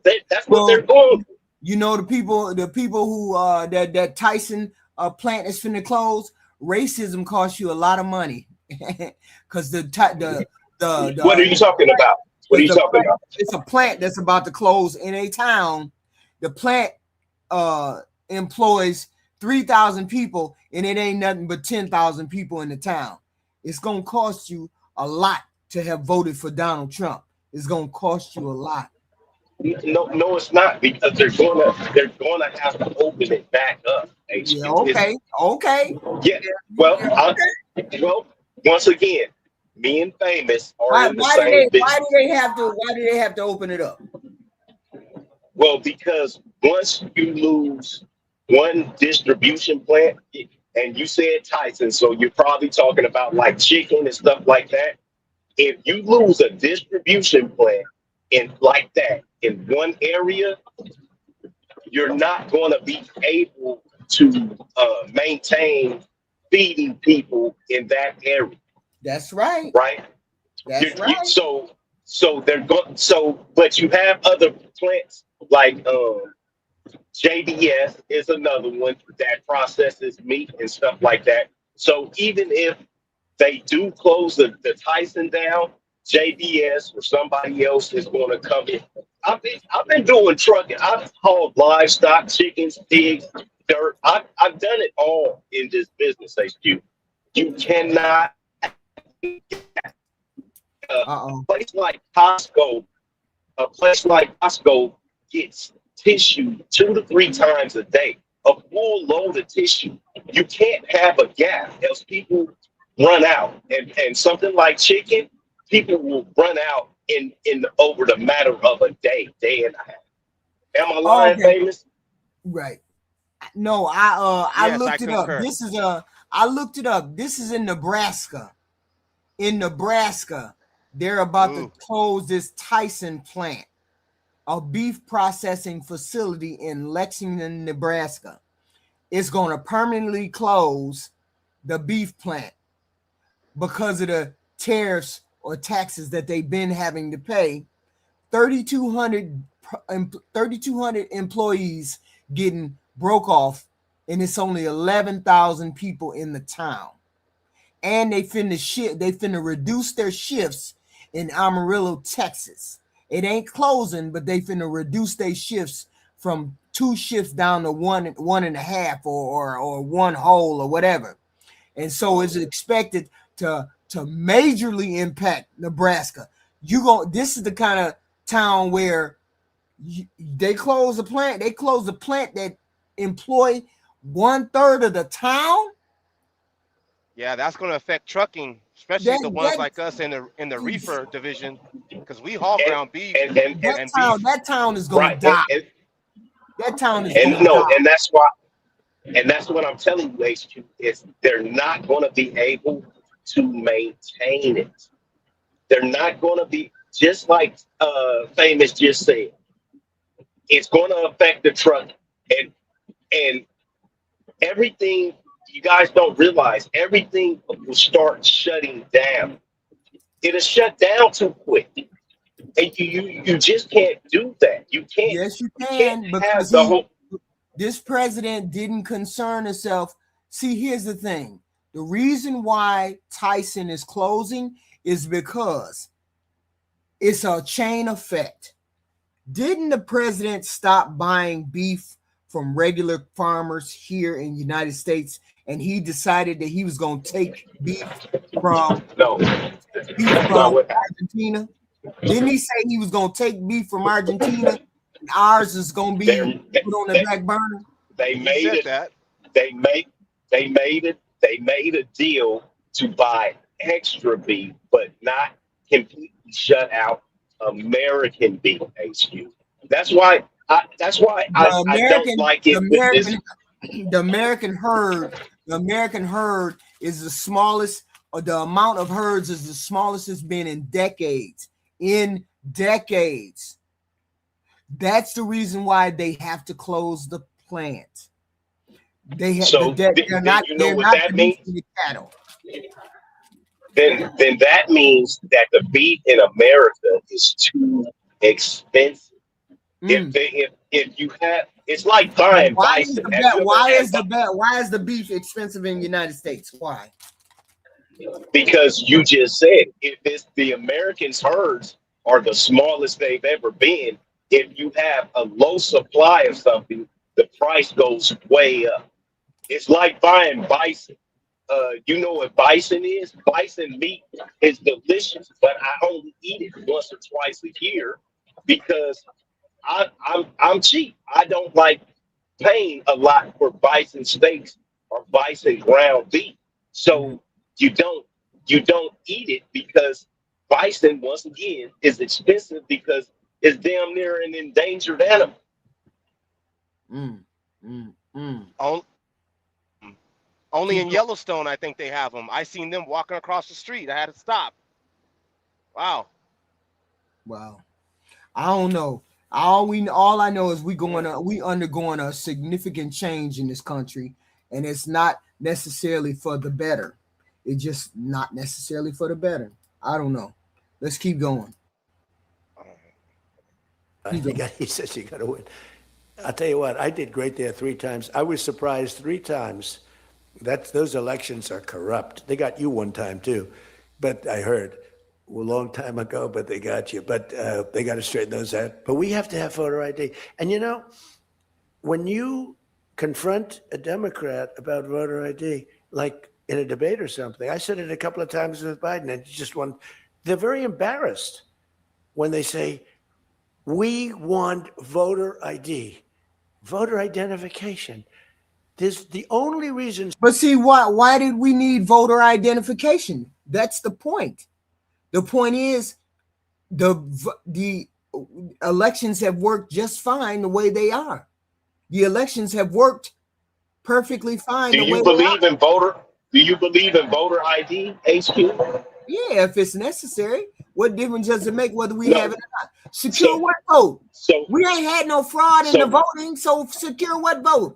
What are y'all talking about? we don't want immigrants voting. So do you agree with voter ID? We don't want immigrants voting. Wait a minute. What's the percentage of immigrants voting? Let's look this up. What's the percentage? You can't look at it like that. Because even if it ever happened, even once, it's too much. You see what I'm saying? I just don't think what No, you see what people don't are throw out the saying from the other bathwater. side. You don't throw out the baby with the bathwater. That's what you're talking about doing. That's what you're talking about doing. Hey, You're I talking love about y'all. throwing the baby out with the bathwater. I gotta go though. HQ. I'll see Okay. y'all in a little bit. Nice chatting with you guys. Okay. Thank you, Yes, famous. sir. Thank you. Yeah, but you're talking about throwing turnover. You're talking about throwing out the baby with the bathwater. And it's fine. We can have voter ID, but you might disenfranchise regular, everyday, ordinary voters. I get it. If you say we got to have voter ID in place in January, then that gives people an opportunity to get any voter IDs that they may need. You might be able to get all the voter IDs and everything put into place before it's time to vote. That's crazy. But if you do that, Then why would people fight? Then why would people fight against it? Why would because people fight against it? look, I don't know. You act like you don't understand why they would be asking for voter ID. Every time, if everybody I do understand. I do understand. It's a racist connotation behind it. Asking black people to count jelly beans. It ain't got nothing to do with race. It's got to do with the totals. The Republicans are asking for voter ID because they know that asking for voter ID. Most people don't walk in with an ID. Most people don't have an ID. Maybe some people don't have an ID, whatever. The Republicans are only asking for voter ID because they're hoping that people are disenfranchised by asking for an ID. And a lot of people will be just like they cut off women, just like they cut off people from voting early, just like they cut off people from voting certain amount of time, certain time, when, how, whatever, just like they cut off all of that. They're trying to disenfranchise voters. We don't care about voter ID. We don't care about voter ID. We as Americans, hold on, HQ. We as Americans, all of us, especially men, right? I don't know about women, but we all have a face ID here in America from the time we are 15 and a half and then 16 when we get our driver's license. That is a voter ID. It's an ID saying who you are. See, I'm all for voter ID. That's great. Long as you don't disenfranchise other people, that's great. I'm all for voter ID. Who would be disenfranchised then? And that's just my question. Who would be disenfranchised? It would be the people that can't get an ID. There's all kinds of people that could be disenfranchised because of it. Poor people, older people, X, Y, and Z. I mean, you just never know. My whole point is when everybody votes, Republicans lose because Republicans have shitty policies. When everybody votes, then Republicans lose. So they're trying to make sure that they disenfranchise some of these voters because most of these voters are Democratic voters. Most people who vote are Democratic voters. If all of the electorate voted, the most of them would be Democratic. And they're trying to disenfranchise. This is the history that the Republicans have had since I was a kid. They've been purging the road. Wait a minute. Listen to me. Listen. Who is the one who's going around the country trying to redraw the districting maps so they can get more votes? The Republicans. Who is asking for voter ID around the country that will disenfranchise people? Republicans. Who is the one who keeps filing about fraud? Wait a minute, but listen, I'm telling you that's why that is, we've always known that's how they wanted to do it. The Democrats ain't doing that. The Democrats wouldn't be bothered with gerrymandering. Democrats wouldn't be bothered with voter ID. Democrats wouldn't be bothered. Why are you worried about immigrants voting when there's less than X, Y, and Z voting as an immigrant? It's not that many people. Even if you said that immigrants, even if you didn't do no kind of voter ID, there's less than 1% of immigrants may or may not be voting through some kind of deception. They ain't gonna throw race one way or the other. So why are you worried about voter ID? They absolutely would. Answer me this. No, they won't, because you gotta have ID. Wait a minute, hold on. Who would the Hispanic people most likely vote for, HQ? Answer me that. The Democrat. No, they wouldn't. Hispanics. Go back and look at all the races. Go back and look at all the races for president. And Hispanic people overwhelmingly vote Republican, conservative. They vote Democrat. Look at the races. Look at how much Kamala won. Kamala won the Hispanic vote by 55%. Donald Trump won it by 45%. Hispanic people overwhelmingly vote Democratic. It's only in certain pockets of the country that they vote Republican. Most of the time, they vote Democratic. Go look at all of the presidential races, and you will see that they vote Democratic most. So So you're talking about a state by state thing then? Is that what No, you're I'm not talking talking about? about Because state by state. from no, because what I seen, Hispanic males vote No, we're mainly not for talking about Donald Trump. males. We're talking about percentage of all Hispanics. We're not talking about males. We're talking about Okay, all right. So percentage. that I'll have to look at it. I'll have to take a look at that because I'm not 100% sure, but they for the overall of it, I thought it was Voter overall, 65% the for voter overall, Hispanic. 51 to 55% voted for Kamala. 43 to 48% voted for Trump. Primarily, they vote Democratic. Biden won 60% of the Hispanic vote. Harris won 50 to 66% of the vote. How much did Obama win? Obama won Hispanics by what? Obama won Hispanics by 67%. Hispanics historically vote Democratic. That it is just what it is.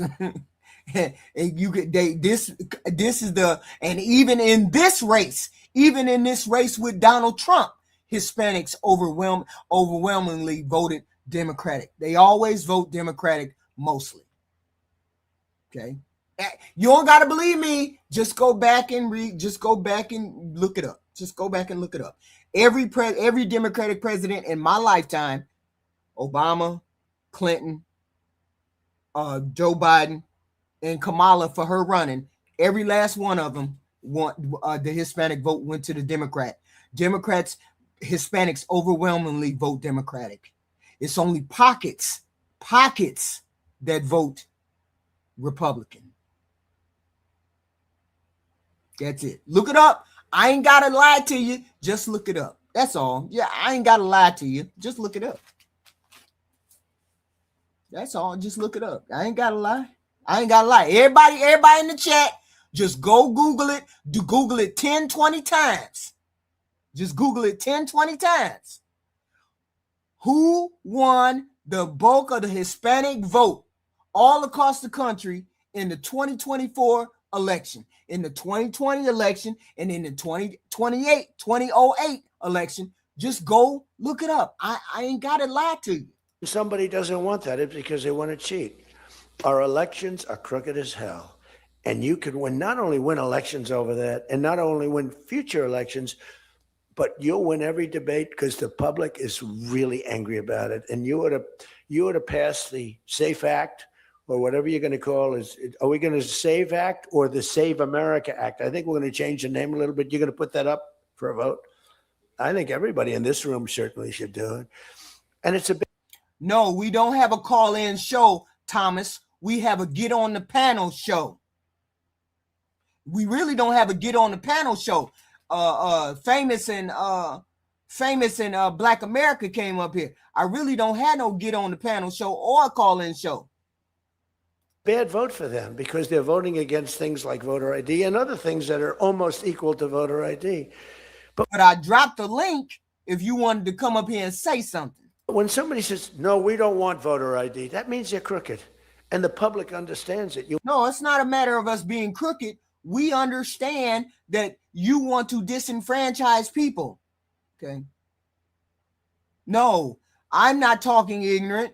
You haven't, nobody in the chat can dispute what I said. You cannot dispute what I said.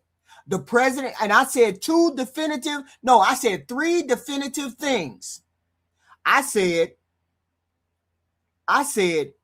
Hispanics overwhelmingly vote for Democratic candidates as a collective all across the country. You can't dispute that.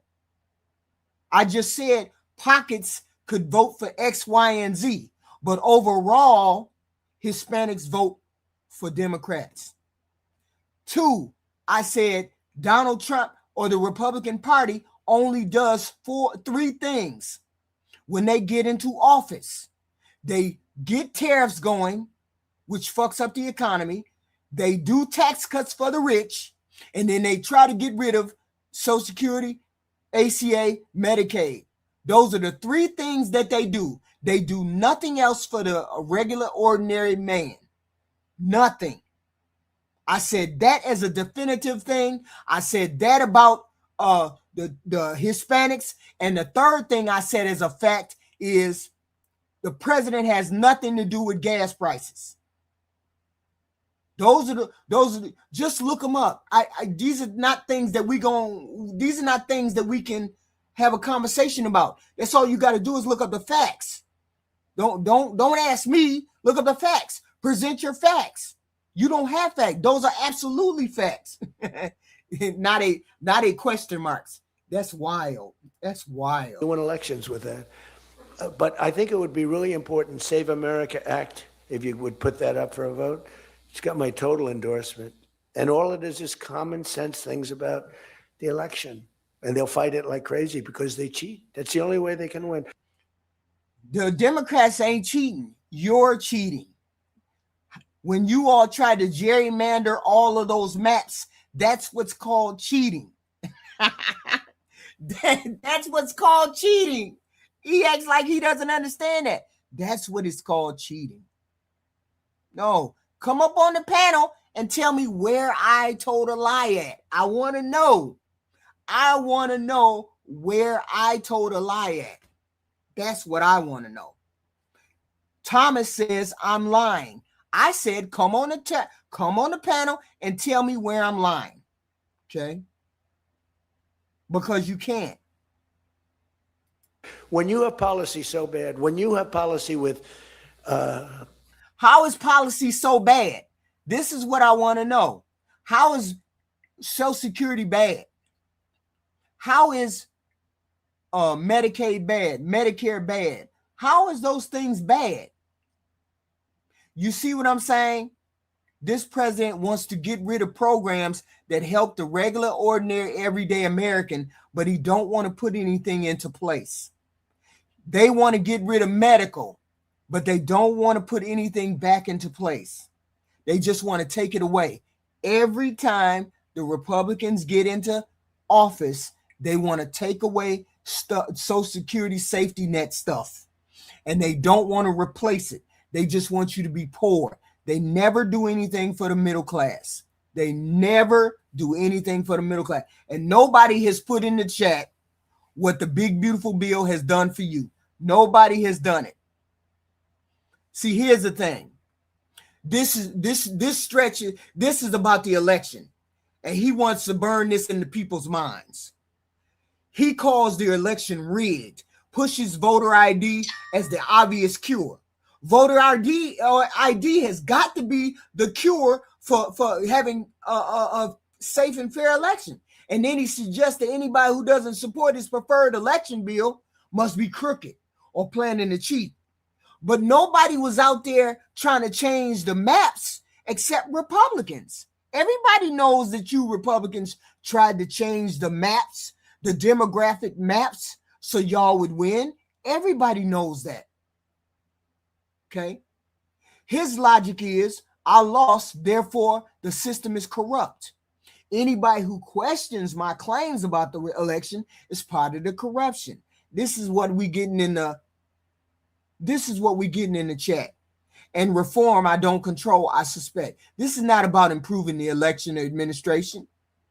This is about conditioning the goofy goofies, his base, to only trust results that he likes. In a healthy system, both parties argue about policy, but still accept the basic rules of the game. We count the votes, we certify the votes, we transfer the power, and we fight again the next cycle. What he's trying to say is his winning is legitimate. Losing is proof of us cheating, us Democrats cheating, and the only trustworthy outcome is the one that he likes. And then that's the goofy part about it. You got goofy goofies believing that. That's how democracy slide away from competitive politics towards this grievance shit, where no loss is acceptable. Every person believes that if Donald Trump don't win, it's a fake. If Donald Trump don't win, if a Republican don't win, we cheated. Instead of being a shitty human being who don't want to take care of his people, he can't be a shitty human being. He got to be right. He can't be a shitty human being. No, your president is a shitty human being. Who did everything else, but she said, I've never been hit like that before. I don't want to go out again. You can do it. You can do it. Bang.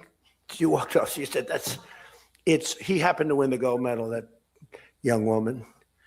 He won the gold medal. There were two transition people. They both won gold medals. The whole thing is ridiculous.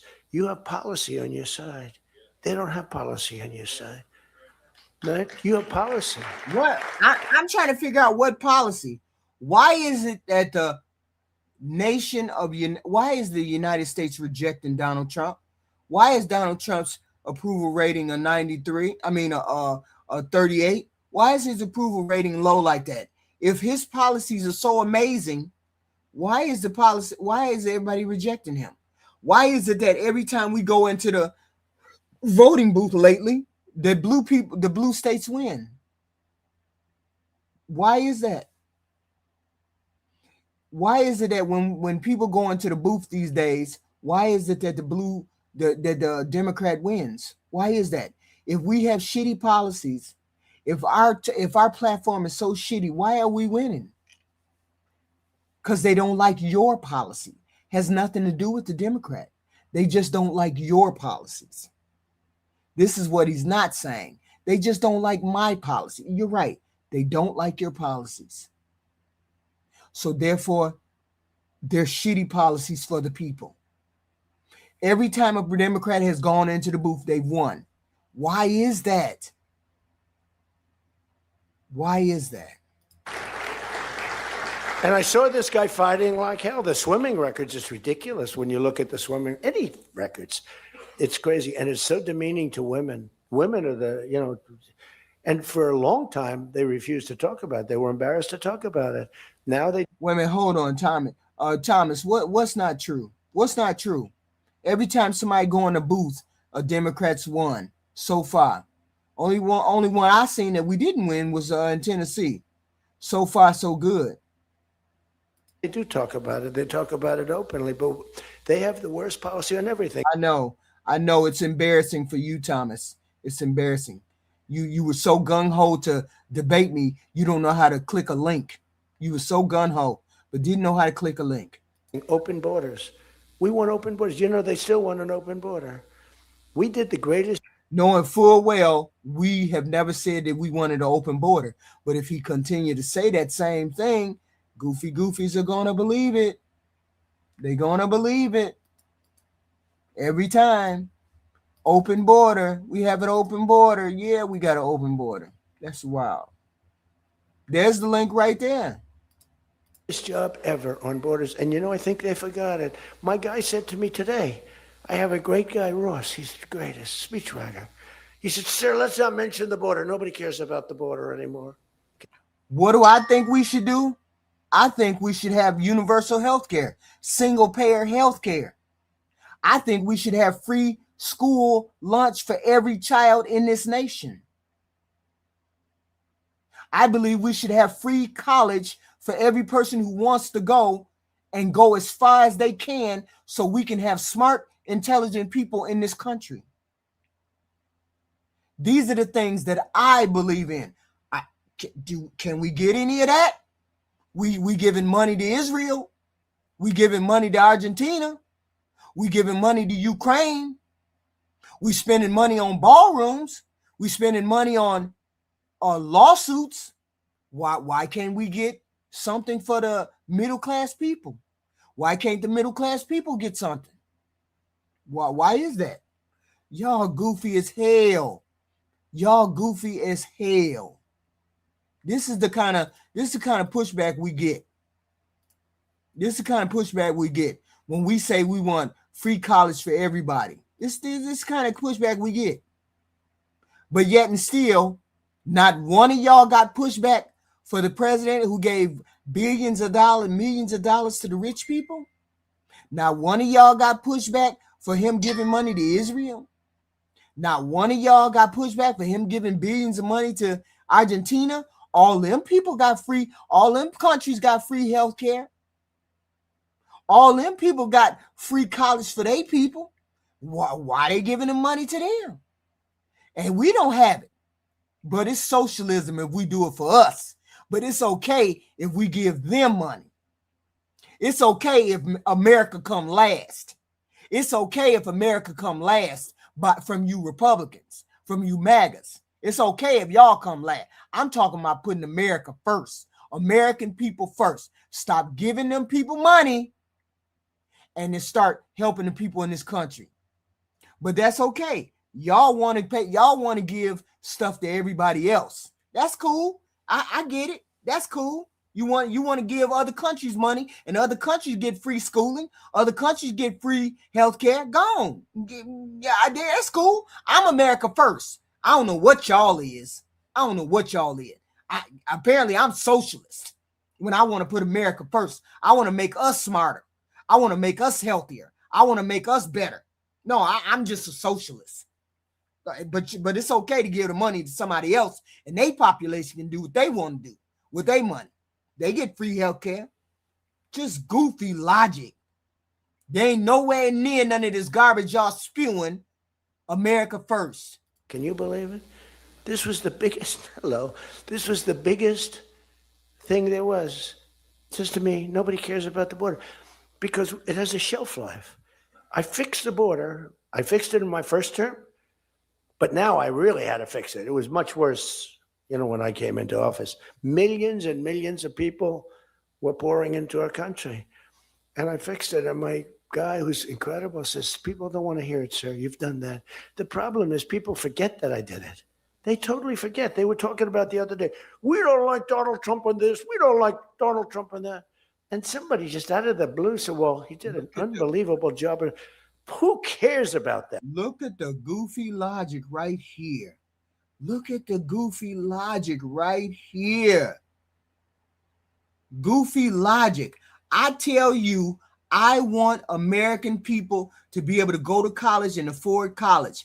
I tell you, I want to make sure our kids eat lunch. I tell you all of these things, and the only thing you come up with is socialism. And you want to do something to make us downfall. Y'all goofy as hell. Why the hell would a goddamn president destroy the Department of Education and we way behind every other country? Why the hell would you do that? Y'all just don't be thinking. You just be talking.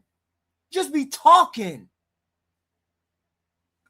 You destroy the Department of Education, but we all the way down the list of the smartest country on the planet. Make it make sense. They're saying, that's been done. What do we do about that, Mike? Everything you do, it's almost like what have you done lately is the way you have to run your life. In other words, I could have the most unbelievable. So you thought it would be beneficial.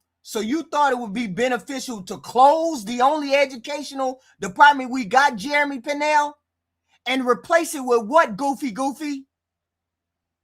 Boy, y'all just be talking. Y'all just be talking. Don't be thinking nothing out. Years.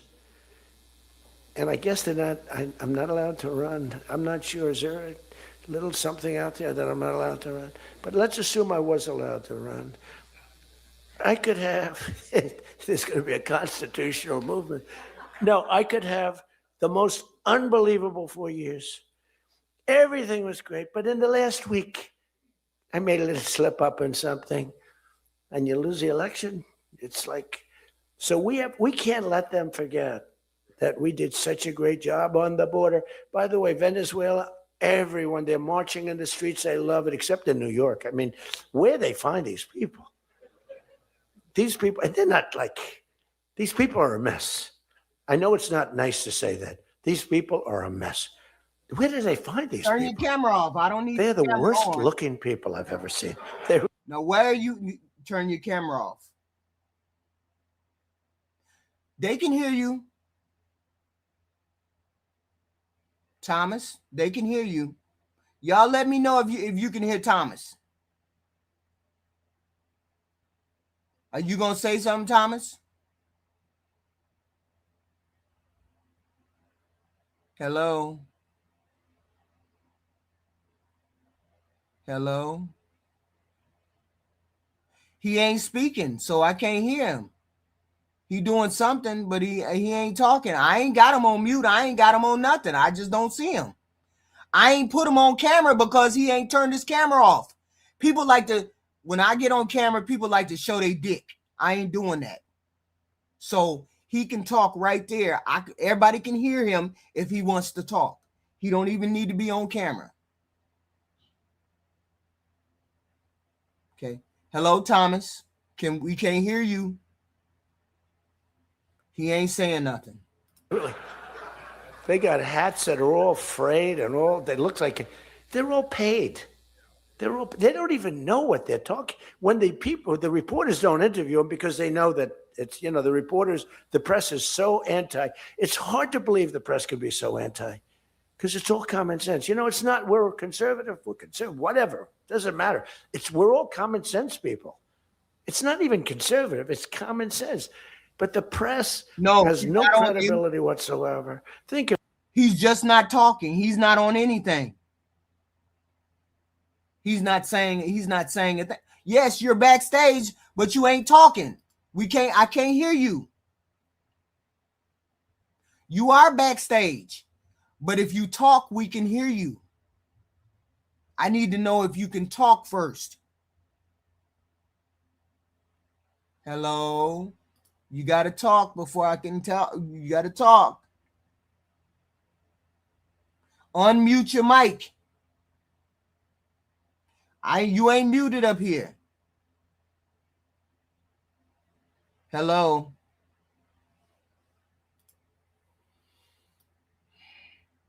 Okay, unmute it. Can you hear now? You can hear me, but you can't talk. Something is wrong on your end. Because I haven't muted you. Now he's gone. Give it. I got 97%. Unmute your mic. We still can't hear you. No, you can always hear him back. I can hear him you can hear somebody when they're down there. Come up, Black America. Come up real quick. Just real quick. We're going to test it out. Test it out. Come up. Just for a second. Or somebody come up just for a second.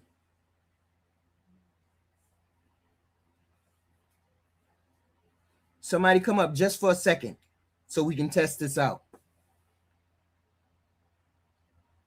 I ain't going to put you on camera. I just want to test out the sound. I want to make sure everything is right. Can somebody come up or nobody? I still can't hear Thomas. Can anybody come up? Wait a minute. Black America, can you hear me? Black America. Hello? Can you hear me? Black America. Can you hear me? I can hear you. You can't hear me because I'm backstage. Oh, okay. Now I see. Okay. You can hear me because I'm backstage. Okay. Yeah. Okay. Yeah, I told you. You can't do it because it's backstage. Now we can hear you. Now you can hear me now, right? Black America. Yeah, I can hear you perfectly fine. But if you're backstage. Thomas, can you hear me? Thomas,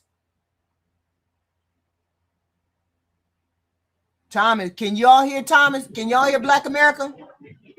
I can't hear him. Can you hear me? This is like the Three Stooges. Who's doing first? Yeah, is he backstage? Is he backstage? No, he dipped from backstage. As soon as I put him up. See, what I did was I put y'all behind the picture because you know what happens when I put new people up, they get doing goofy shit. So I ain't trying to. All right.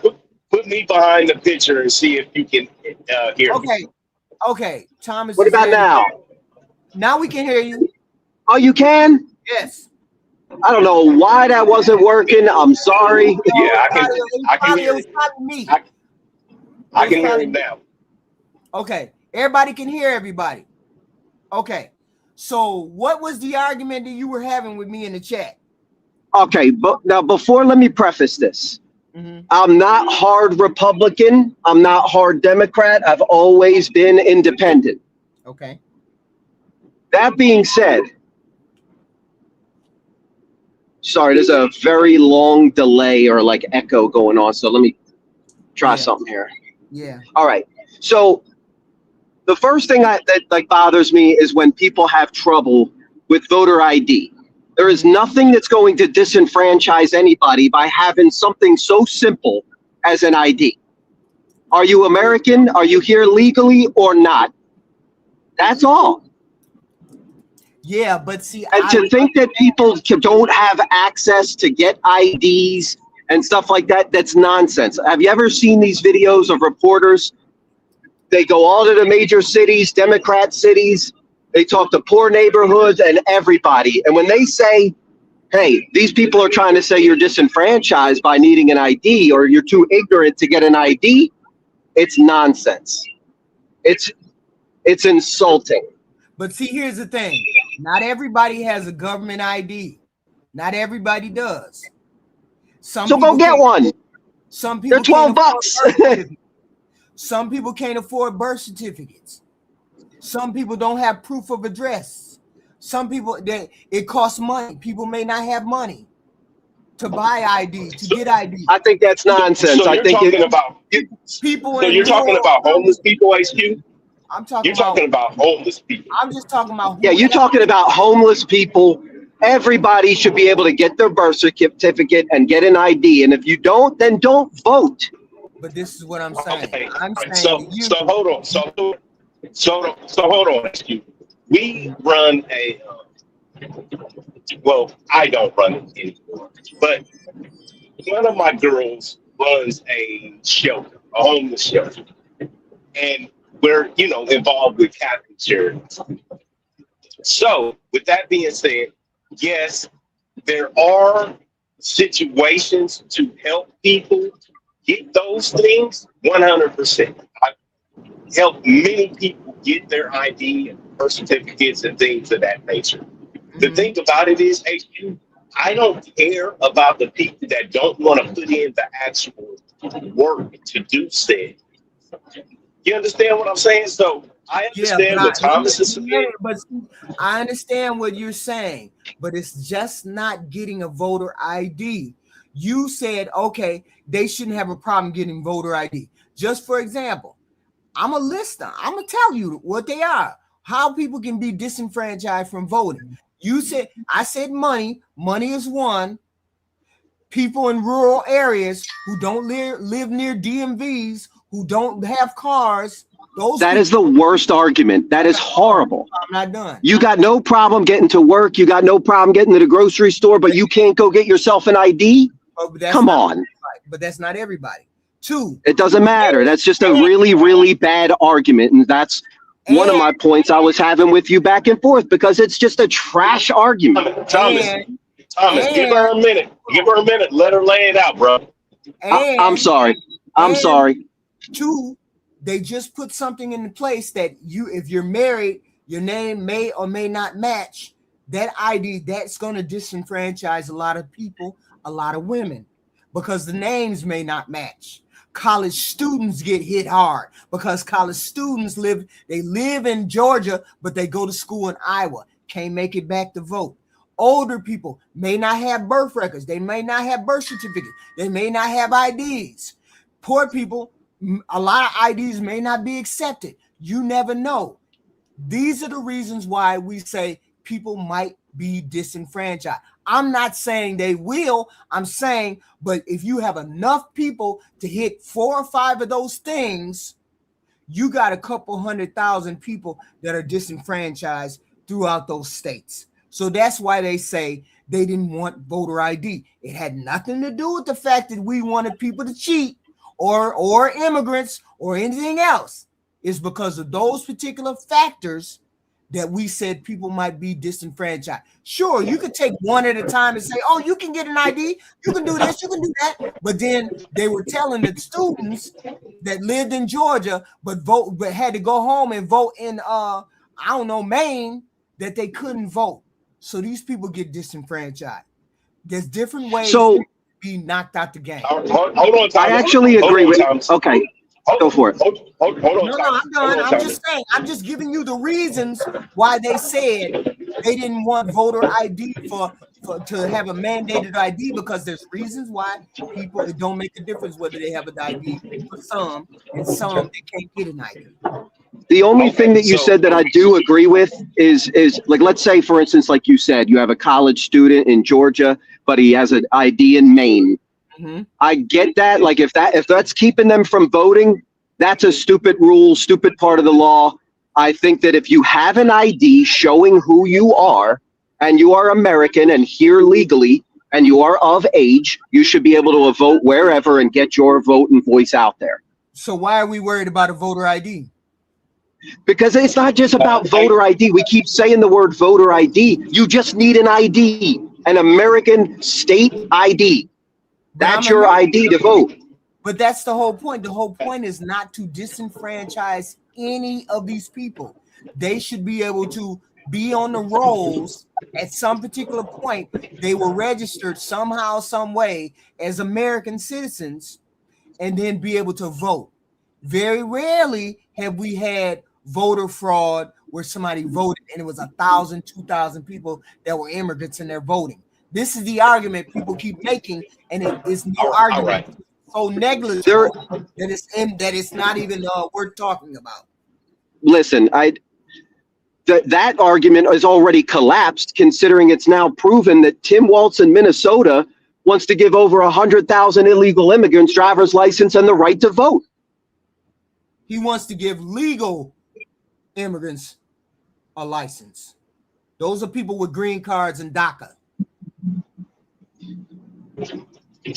But HQ, all right. So y'all went back and forth.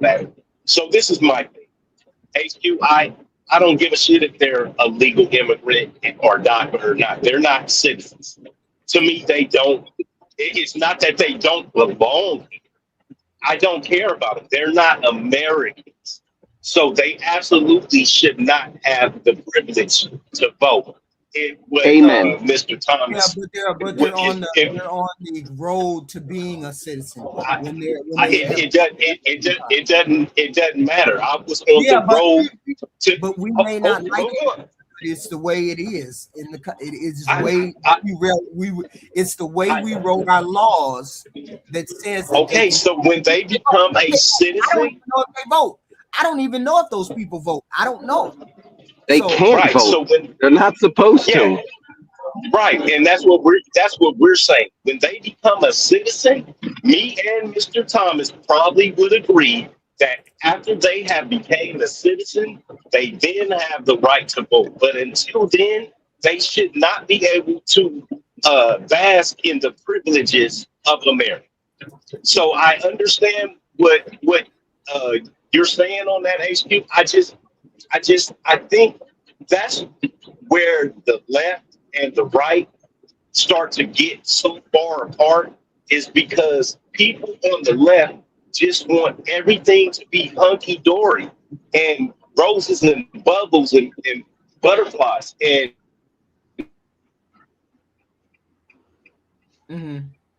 what happened?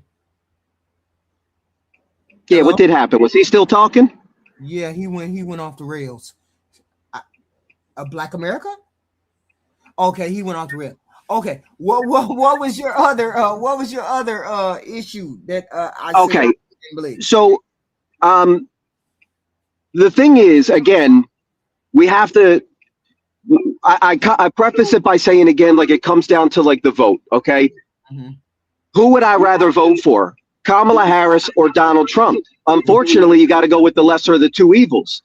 And unfortunately, here's a woman that let the border stay wide open, 15 million illegal immigrants pouring across the border. And where are they being brought to? Majority blue states and sanctuary cities. And now they're discussing giving them the right to vote. Why would that be? Let's not pretend we don't know the answer. Giving them the right to vote. I haven't seen anything that says they're trying to give them the right to vote.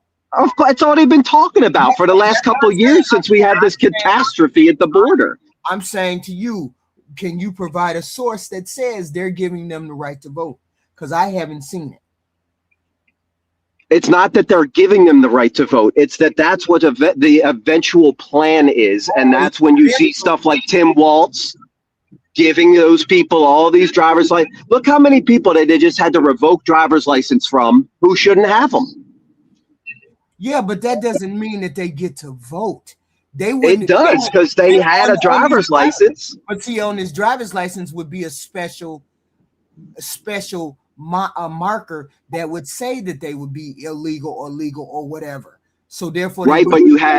But you had mail-in ballots and all that during the Biden election, and sure enough, in the middle of the night, his votes shoot up and he wins the election. And listen, I'm not trying to do the stealing election stuff. I don't want to talk about that. I don't like that because they both do it. Biden says they stole it. Hillary says they stole it. Trump says they stole it. I can't stand that stuff. But I thought you heard the phone call between Trump and the Georgia legislature where they explained those vote tallies went up in the middle of the night. You didn't hear that phone call where they explained? I'm supposed to believe that phone call as if these politicians don't lie on both sides? They're your Republican counter. They're your Republican legislators. Why would I'm not Republican? I told you that. So why wouldn't you believe them? Why wouldn't you believe them? Because they're all not. I don't think that any of these politicians have our best interest in mind. But that being said, we talk about the policies. Did you mention the Department of Education, didn't you? Yes. The thing about the Department of Education is it's obviously failing. You've got 5-year-olds learning to change their gender. You've got college kids being indoctrinated into wanting and accepting socialism and communism. They're literally paying to get that education. It's corrupt as can be. Hold on. Wait a minute. Whoa, it was so much stuff in there. What do you mean communism and socialism?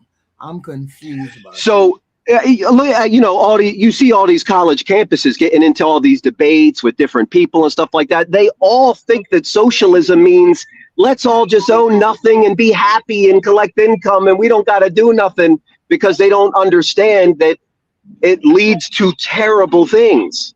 What does it lead to? I've never seen a socialist country completely. Oh, well, every single one that tried has failed. So why would we be why would we be going down that path if it's already failed? Nobody's saying because there is corruption in the universities. You've got China, you've got other countries that are trying to get into our education system, and the Department of Education is paid off within it, and they are teaching our kids to be the dumbest people in the world. Yeah, but that's your opinion. That's not. It's not. We score lowest across the board in education. It's failing. So why, if we're failing so terribly, why would you close the only institution that would have any kind of checks or balances in it to help people learn? Why not? Because they ain't checking nothing. Okay, go ahead. I'm sorry. Why not fix the system? Why would you destroy the whole system? They want to fix the system. Get rid of the system that's broken and corrupt and start something new. Why wouldn't you work within the bounds of what you have? Because it's corrupt. You got to get it gone. But how? And they're trying. They're firing people. They're defunding the people that have all these funds and do nothing with them. But see, they have no intention of replacing it. They have no intention of replacing it. You do know that, right? That's nonsense. They have no intention of replacing it. It's nonsense. You yelling it louder doesn't make it any better. You have to look at the book. You have to look at their plans. The 2025 plan, the 2020 that playbook. You have to look at those plans. They plan to abolish the Department of Education all the way across the board, sir. Yeah, that's what I said. They're not. I know that. Bring any of it back. They're not planning to bring it back. They don't need it. They don't need it. What do you mean? They don't need it. You have a federal government trying to control the education of every state? No. Give the power to the states, start their own unions so they can decide what to teach our children and where to allocate funds. Wait a minute. I thought they did that already. That's what we think, but we got people in the higher ups trying to tell us how to govern the schools, what to teach the kids, and it ain't working. And it's getting worse and worse. Wait a minute. The federal government doesn't tell the states how to regulate what they have to regulate. Maybe they'll tell them that all of the students have to graduate with a 12th grade education, but that's as far. They don't make the rules and regulations and what people learn from the federal government. They give you guidelines, very general guidelines, and the state decides their own. That's not true. And let me tell you why. All you got to do is look up all the different videos on YouTube or anywhere else showing how many principals, how many teachers, how many doctors got fired for not wanting to go along with the curriculum that was detrimental to children's education. What curriculum? What do you mean? The curriculum of teaching LGBTQ studies to children, gender crap, and racism instead of talking about history and math and science. Wait a minute, hold on. First of all, racism is history, so therefore you cannot take it out of the schools. That is what it is. You're not going to rewrite history. That's something we cannot do. No, racism is what it is, but you don't go around telling every single person the reason this happened is bad white people, and the reason this happened is because of racism, and it's all institutionalized. No. Just teach the facts of history and move on. That's not what's happening. You got kids coming out of school hating each other over the color of their skin now. Wait a minute. Now, you mean to tell me you think a teacher, a white teacher that's teaching a white classroom is going around saying that you all should hate each other because there was racism in the past? Yes. There's actually news stories about that. Yes. White people, I'm sorry, we're all bad. You're bad. They're bad because of your skin color. Like, no, it's 2026. Let's move on and help each other and fix this horrible, problem that we have in this country, which is corrupt politicians, corrupt government, and all of the things we're talking about is okay. Black America wants to say something. What? Oh, I'm sorry, Black America. I'm sorry. Go ahead. I'm sorry, Black America. I'm sorry. I didn't see you. All right. Mr. Thomas, can you hear me okay? I can, sir. All right. So now I gotta kind of differ with you. I do agree with the agenda, right? Because I got 16 kids, and one of them is an 8-year-old. So yes, I do not want anybody coming and reading to her that's not a male or a female, and we know that they are male and female. You understand what I'm saying? I don't want to. I don't really want to say it, but you understand what I'm saying, right? I do. I don't. So I 100% agree with you on that. But racism and teaching history in an accurate manner, yes, we need to know. We need to know that Genghis Khan and Alexander the Great went around the world tearing stuff up. Just like we need to know that in the past, the white people in our country fucked shit up for other people because it's part of history.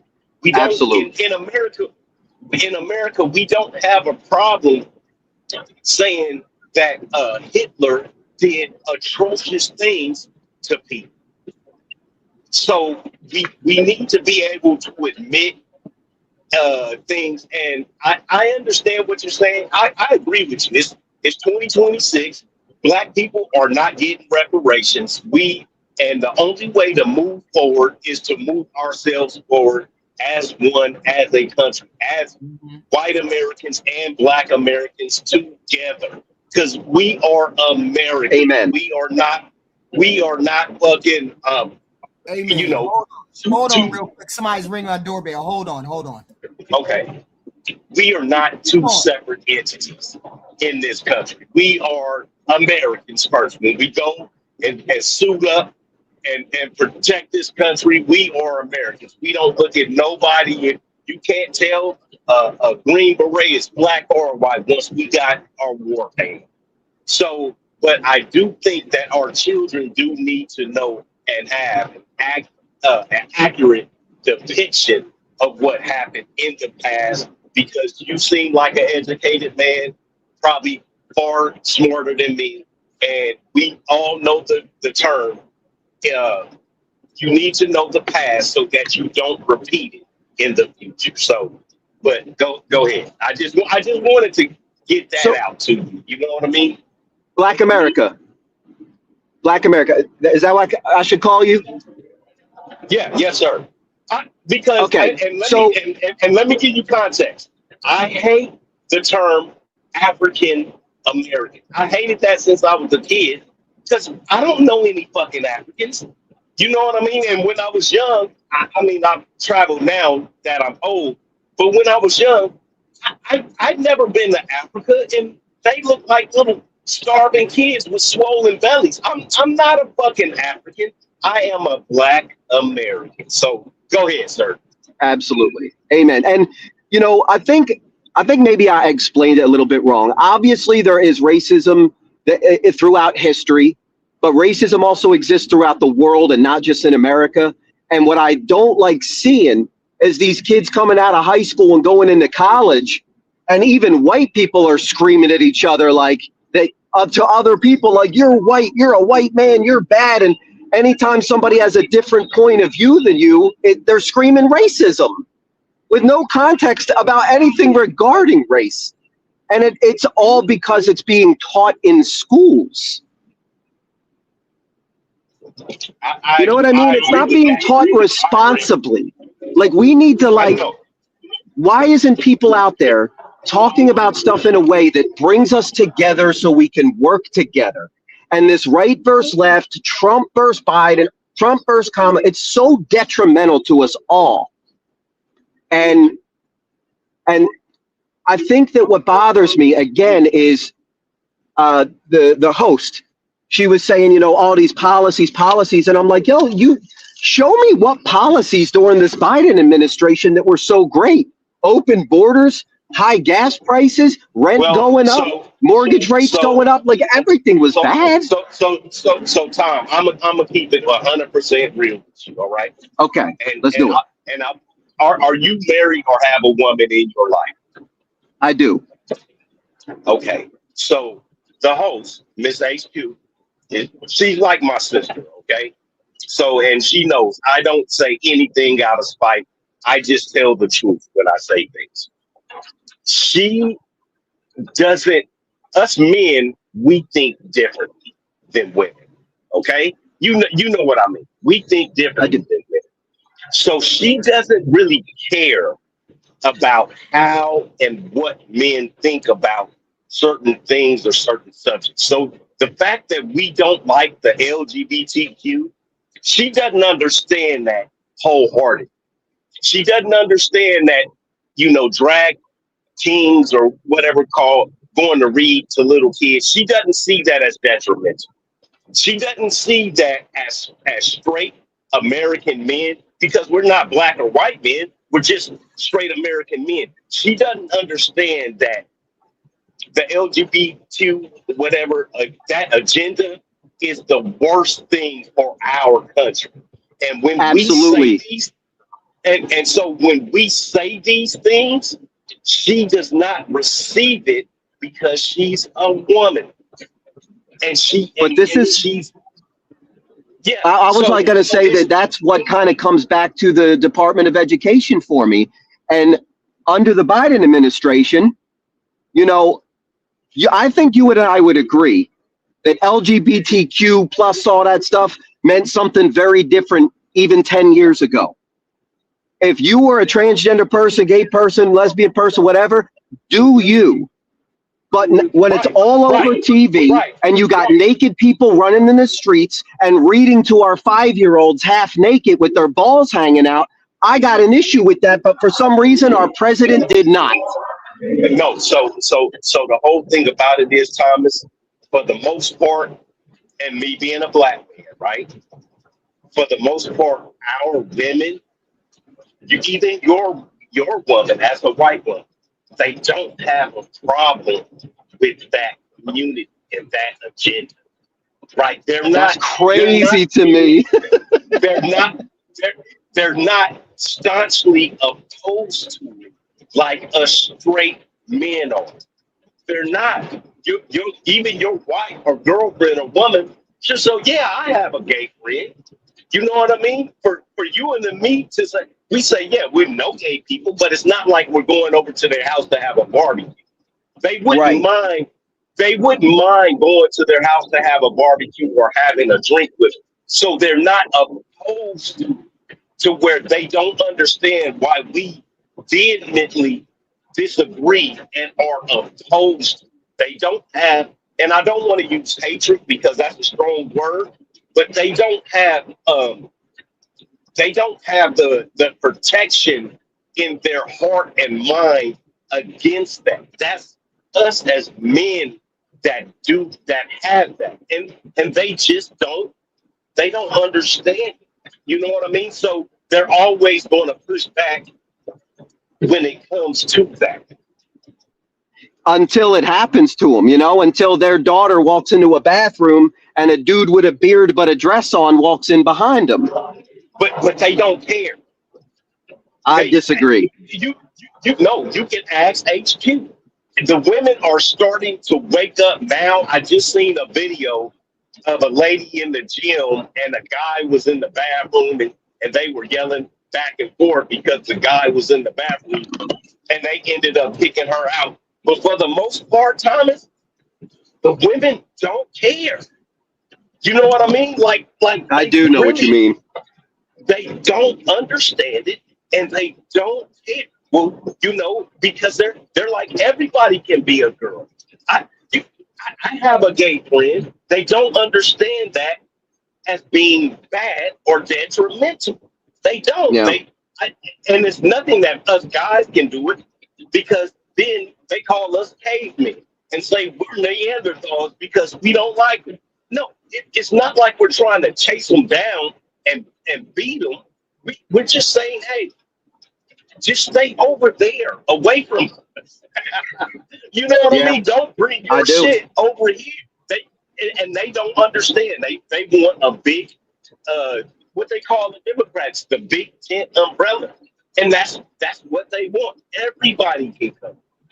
I think that one of my biggest problems is just like navigating away from the LGBTQ stuff, like whatever. I think one of the problems I have is the how the media has been weaponized to turn anybody that's not Democrat or anything into such a bad person, including Trump, so much that no matter what he does, it can never be good. How can the last president take over $200-300 billion of the American taxpayers, send it to Ukraine with no vote, and convince people, yay, let's keep war going for them and help the Ukraine, so much that people who have nothing to do with Ukrainians are waving Ukraine flags outside of their house? But this president wants to stop fraud and corruption and found tens of billions of dollars in corruption, but he's Hitler. Well, so this is the thing about that, right? And you gotta follow me just for a second. Sure. Me and HQ talked a couple of weeks ago, and I told her that we as men, we can no longer be men, right? When we do manly things now, they call it toxic masculinity. Yeah, right? screw all that. When we were young, we used to use the F word on everybody. Like, oh, we used to say that just joking with our friends and everything. Now, if you say one of those, if you say that word, you're canceled, you're kicked out, you're going to lose your job, you lose your family, you lose. So we as guys, we can no longer be men. I think what a lot of people now, I'm not a Trump fan. I don't like Trump. I think he's a moron. I know that he's a liar, right? But what they don't understand is that he's a man and he's doing stuff in a manly form, shape, and fashion. And people do not like that because being a man now is toxic. It's Me Too. It's what's that? The Diddler. It's Diddy. It's R. Kelly. Everything that has to do with being a man now is looked at as bad, Thomas. You got to really look at it. Everything that we do now is looked at as bad or evil. I know, but here's my problem with that. Here's my problem with that. It is so geared into the minds of people that are hardcore Democrat, super anti-Republican, and I'm not Republican, so I'm not super anti-Democrat or the other. I try to see both sides and make decisions accordingly. Okay. But what I see is that anybody that agrees with anything that Trump does is wrong, it's bad, it's this and that. But like, I don't see what's wrong with fighting waste and fraud. I don't see what's wrong with stopping drug cartels from bringing drugs in, regardless of what the UN says. Because if you look at the stats, the overdose deaths in this country just in the last year or two have plummeted. Tens of thousands of lives saved. But screw you because you're Trump. Okay, don't so like Thomas, I'm glad that you used that. You know what? They don't have a problem with that part. You know what the big thing HQ got a problem with? She got a problem with us blowing up the drug dealers and not giving them a fair chance because it's loss of life. Like I'm telling you, they don't think the same way that we do. They don't care about, well, you got to give them a fair chance. You got to let them surrender. No. When I was in the streets and gang banging and selling dope before I went to prison, I didn't give people chances. My dad told me bad guys do not bullshit. That's the number one rule of the streets. And if you deal with bad guys, you have to be a horrible person. America had kicked Hitler's ass. We dropped bombs on Japan and Nagasaki. We are not good people. But to deal with bad people, you have to be just as bad. It's not that people. Y'all, I think y'all misrepresent. You all. I'm not saying you're misrepresenting what I'm saying. What I'm saying that I'm against. But it's maybe we're missing the boat on people. Maybe we're missing the boat on this. I am a lefty. I'm a liberal. I'm a Democrat. Whatever you want to call me, that's what I am. And I believe in certain principles as a Democrat. As a Democrat, I believe in helping people, X, Y, and Z, doing that common man, making sure everybody is good, X, Y, and Z. I believe in that. Donald Trump does not. Has nothing to do with what he is doing. Just because you do one good thing doesn't mean that you're a good person overall for everyone. But I think that's nothing but opinion. That, I would have a different opinion and then we would never meet on that. So I think that that's not a good argument. But that's the whole point. The whole point is that's not the only thing. There's many things that would put that president on the wrong path.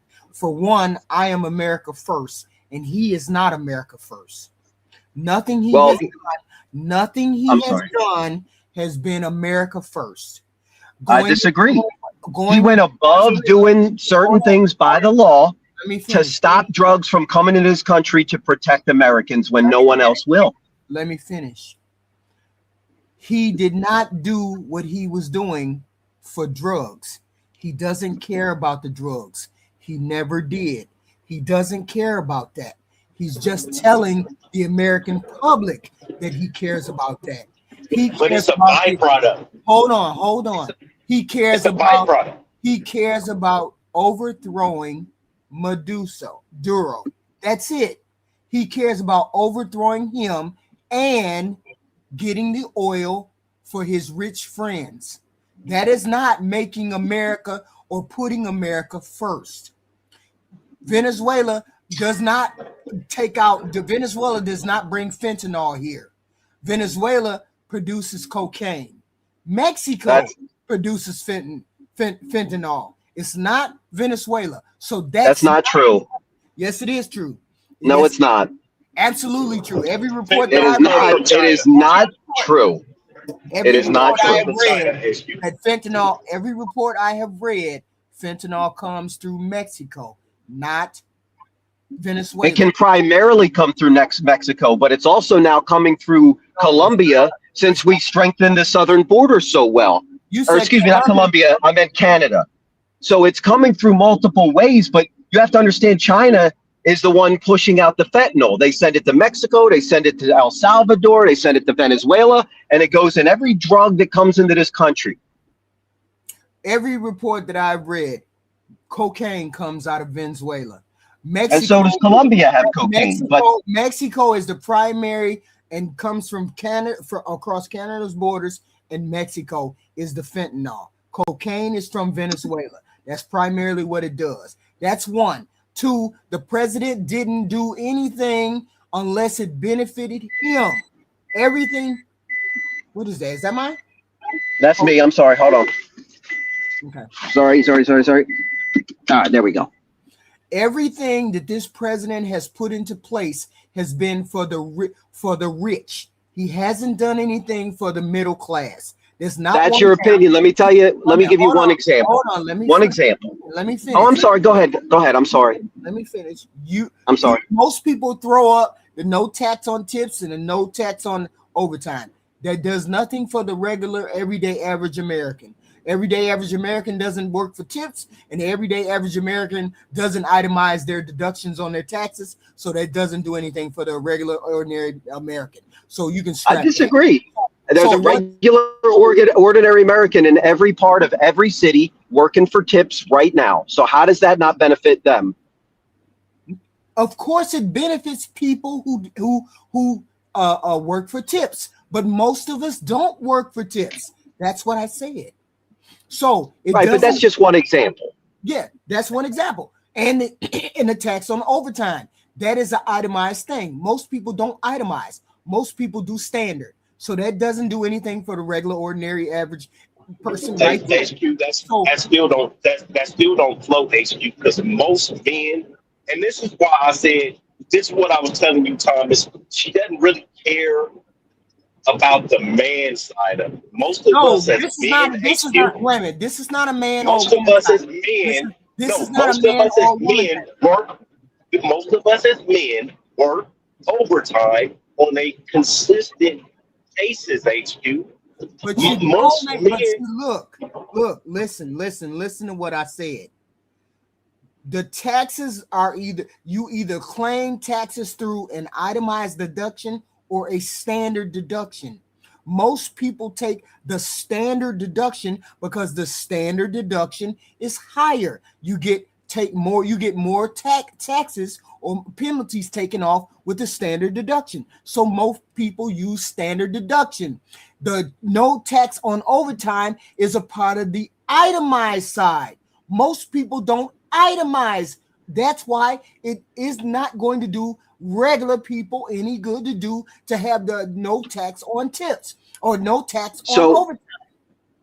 Can I my share on that though, if I could just push back a little bit, is you're not wrong. Like, not everybody works overtime, not everybody works tips, but that is still a policy that helps out a lot of people in this country.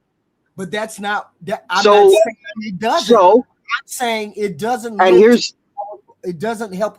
Wait a minute, listen. When he made that tax cut, he cut the people off at a certain amount of money. He cut, just for example, he said everybody above 500, everybody above 5 million, I'm giving you a tax cut. That's just an example. He said everybody above 5 million get a tax cut. Did he say everybody below 50,000 get a tax cut? Did he say that? No, he didn't. Because some of us are not going to be affected by what he said. I'm saying his policies that he put into place do not help the middle class like they do that 1 and 2% of the millionaires that they do. 2, the tariffs don't help middle class America because we pay the tax on the tariffs. So it doesn't help middle class people when the tariffs come into place. It doesn't help middle class people when he puts a tax for the rich. It doesn't help middle class people when he cuts Medicaid like he did this summer, when they cut off ACA like they did 1230, 25. He's not doing things to help the middle class. So therefore, I would not vote for him. All this other garbage, this nonsense, no, it doesn't do anything for us in the middle class. It only helps the rich. So, and he does it every time. So here's all right. In the office. I think that one of the things that one of the things that I had to learn and listen to early on, especially before the election, was when he was discussing putting these tariffs in place. He made it very clear that it was going to hurt Americans for a little while. Some people might lose jobs, some people might lose benefits, certain prices on certain goods are going to go up, but it's that way of negotiating with these other countries who are killing us on the fees that they charge us. They are charging our country 10 times what they charge other countries for medicine and for prescriptions, and he's tired of it.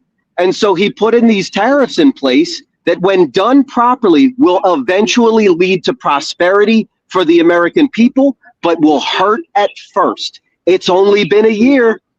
It's only been a year. Tariffs are always going to help. Tariffs are always going to hurt the middle class. They're always going to hurt. Well, I hope. All I could do is hope and pray it'll lead to something good, but who knows? And every expert that came out said that tariffs were going to hurt the middle class and businesses.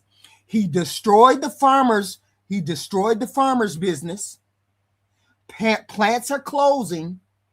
He went over to Venezuela and snatched a president from out of his own country.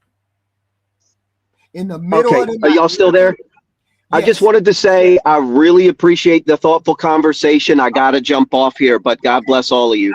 All right. Come back again, Thomas. I will. Great. It was great talking to you, bro. You are. I mean, that's you a pretty good dude. You're a pretty good dude. Thank you, Thomas. Thanks so much. You all too. Okay. Take care of yourselves. So, see, these are reasonable conversations that we can have. We need to have these kind of conversations because we have to have the ideas on the table for everybody to understand the ideas. And it's not a matter of me hating President Trump for X, Y, and Z. He's a shitty human being. That's cool.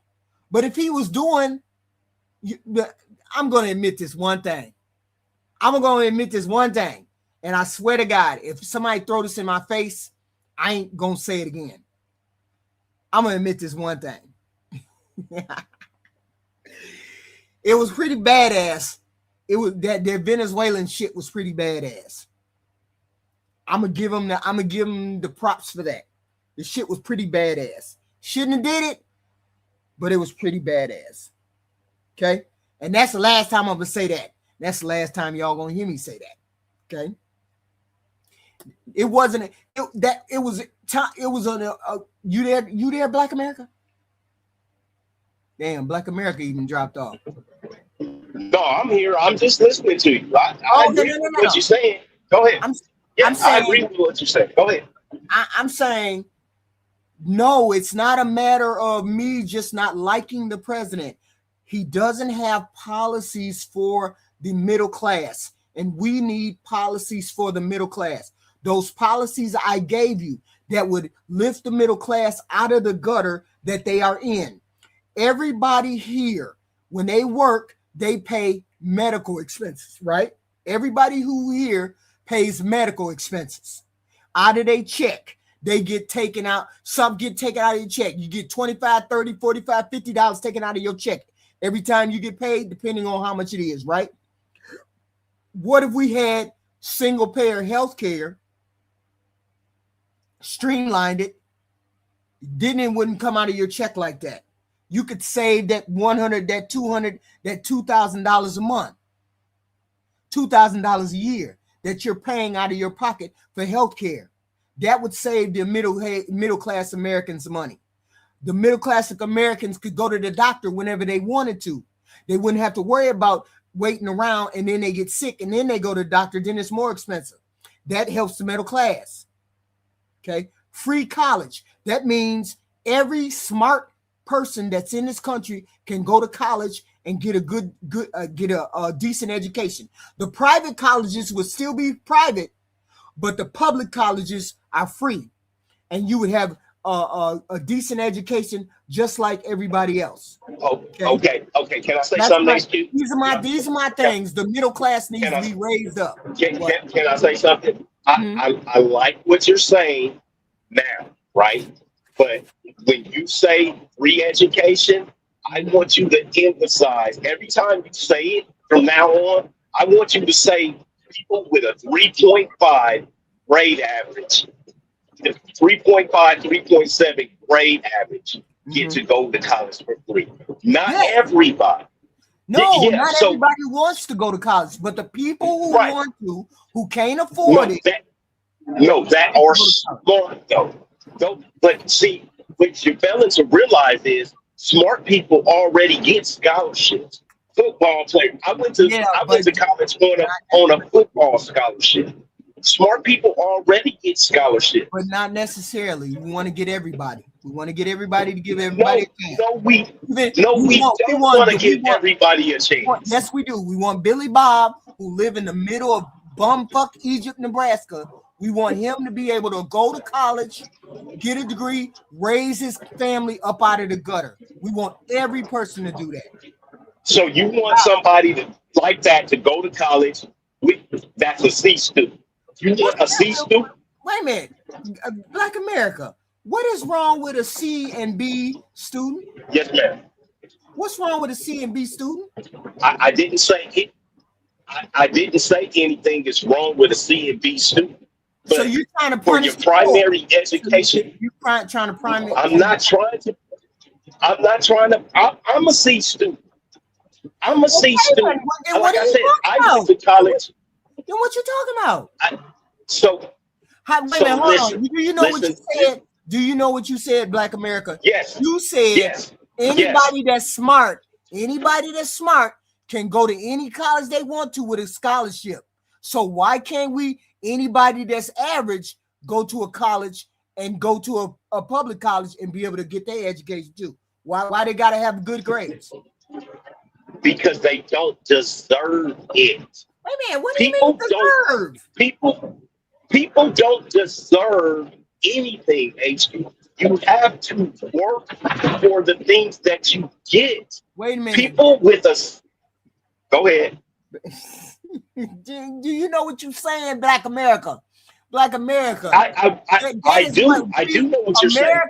America, look, we are average everyday Americans, and everyday American. Some people can't even imagine being able to go to college because they're poor.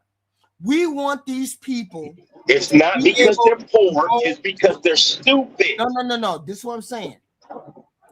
I want every person, even if they have a C and they get C's all the way through college, if they want to go to college, I want them to get more knowledge, more understanding, and everything else. When it comes to, they shouldn't just be regulated to join the military. They shouldn't just be regulated to working in the oil fields. They shouldn't just be regulated from working at Popeyes. They should have the opportunity to go to college, regardless of whether they're C, B, or D. And even if you're an F student, maybe an F student might be. Come on, HQ. Maybe an F student might be inspired. Maybe an F student will be inspired when they find out to do what? To screw up once they get to college? Come on, HQ. You have to be reasonable. Wait a minute. That's not reasonable thinking. Wait a minute. Hopefully everybody understands what I'm saying. Every American should have the opportunity to go. Whether you're smart enough to stay, it's all on you. But the door to go should be there. Okay? The door to go should be there. Let's agree on that. The door to go should be open for them to go. Whether they stay or not, it depends on. It depends on whether they stick to they do what they got to. Poor, rich, it don't matter. Rich people gonna go to the rich elite schools. The smart people are probably gonna go to the rich elite schools. But you can't tell me that graduating from Eastern Illinois University and going to University of New York means I'm less than, because I got C's and B's, I'm less than a person who goes to a different school. Would those be on the same? Okay, so since you said it, and this came out of your mouth, with a person with a degree from one of those schools be on par with somebody that came out of Harvard? But their opportunities are better because they ain't just a high school diploma person. They have a degree. They have a skill set. They have an opportunity. Every American should have an opportunity to go to school. I say make all state schools free. Then the specialized schools like Harvard and all of them, then those ones got to cost money. But the regular state schools should be free. That's what I'm saying. I don't agree with it, because if you want, so let's go back to me, right? And we can focus it all on me and my dumb ass, my C student ass. I went to school because I was extraordinary in a sport. But as far as my academics went, I was lagging behind because I've never read a book, right? I never did it. I floated through. So with that being said, why would I or any other C student, bad story, sorry, take away the opportunity from somebody? No, you're not. That's the thing. You keep saying taking the opportunity away. You're not taking the opportunity away of anybody. If Joe Blow has a C student and you're a B student, you're not taking anything away from. You're not taking anything away from the B student, and the B student is not taking anything away from the C student. That's not what I'm saying. Every American, you didn't hear what I said. Every American should have an opportunity to go to college. That's what I'm saying. Every American. If you are smart enough to get B's, C's, and A's, you should be allowed to go to college and finish the college. It is what it is. But the point is, if we stop doing some of the things that we are doing, we never should. Wait a minute. This is what I'm saying. Donald Trump gave all of those billionaires and millionaires tax cuts. Why couldn't he have made people have free lunch? Why couldn't he have made people have free college? Why couldn't he have made us be able to have universal health care? Why couldn't we have done that? There's nobody has an answer to it. Nobody. Do you want the answer? Do you want the answer? What is it? So the answer is the people on top give jobs to people on the bottom. That's the simple answer. So if wait a minute, what does that have to do? Wait a minute, hold on. What does that have to do with the three things I said that the middle class should have? College, free food, free lunch, and healthcare. What does that have to do with that? Because most of us, and once again, I understand that you care about people, but most of us people that go to work, we care that people go to work and earn their own way through life. We don't think that anything should be given to anybody. We believe that you need to work for the things you have. Nobody said anything about the work. Nobody said anything about giving working, not working for the things you have. Nobody said anything about that. Why does it always come back to if I give you something, then somebody else is gonna be able to get it? Because you're talking about giving people things for free. And if you're saying you're going to give somebody for And free, my whole point is, what's wrong with that? That means because they're not working for it. They're not working for the thing. You don't need to work. You don't need to work for healthcare. You shouldn't have to work for education. You shouldn't have to work. You shouldn't have to work for food. I don't understand what you mean. How is it that giving free lunch? Wait a minute, hold on. How is it that giving every student, making sure every student has a free lunch? How is that giving people free stuff? Where is that a bad thing? They should earn their food. Students should earn their food. No, that's not what we're saying. Okay, how is it that giving everybody in that? How is it that giving every American free education, giving away free shit when you can get an education just like I can get an education? It's free for everybody, so everybody becomes smarter because everybody has an opportunity to become smarter. Everybody has an opportunity to become educated. What does that have to do with free stuff? Because you're talking about giving. You're talking about giving stuff away to people who are not working for it. Nobody has to work.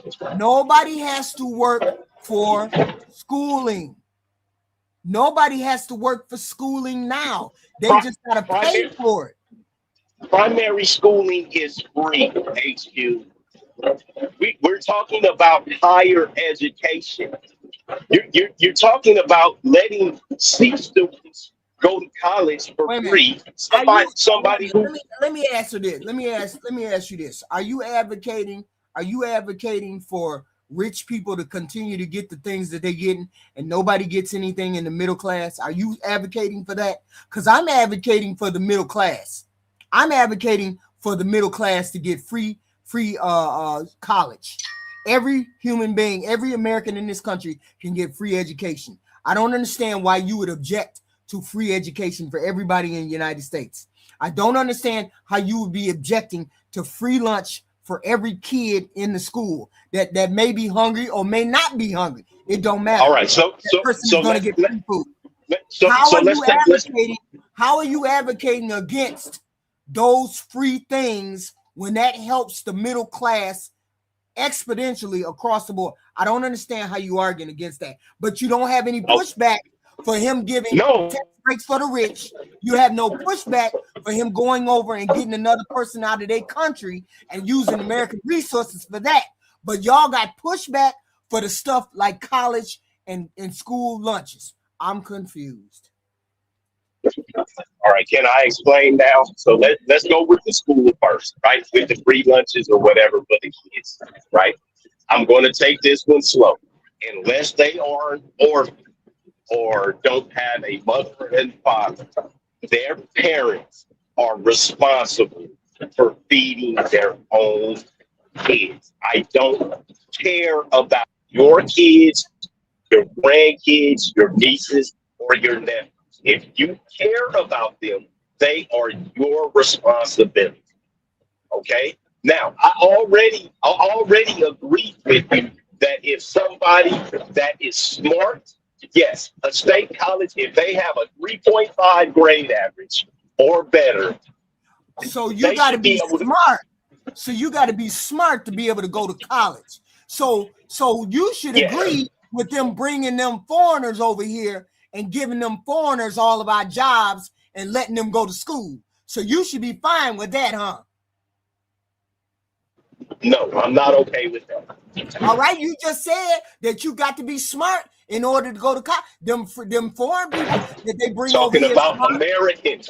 I'm talking about Americans. HQ, I don't care about foreign people. I don't like foreign people for the most part.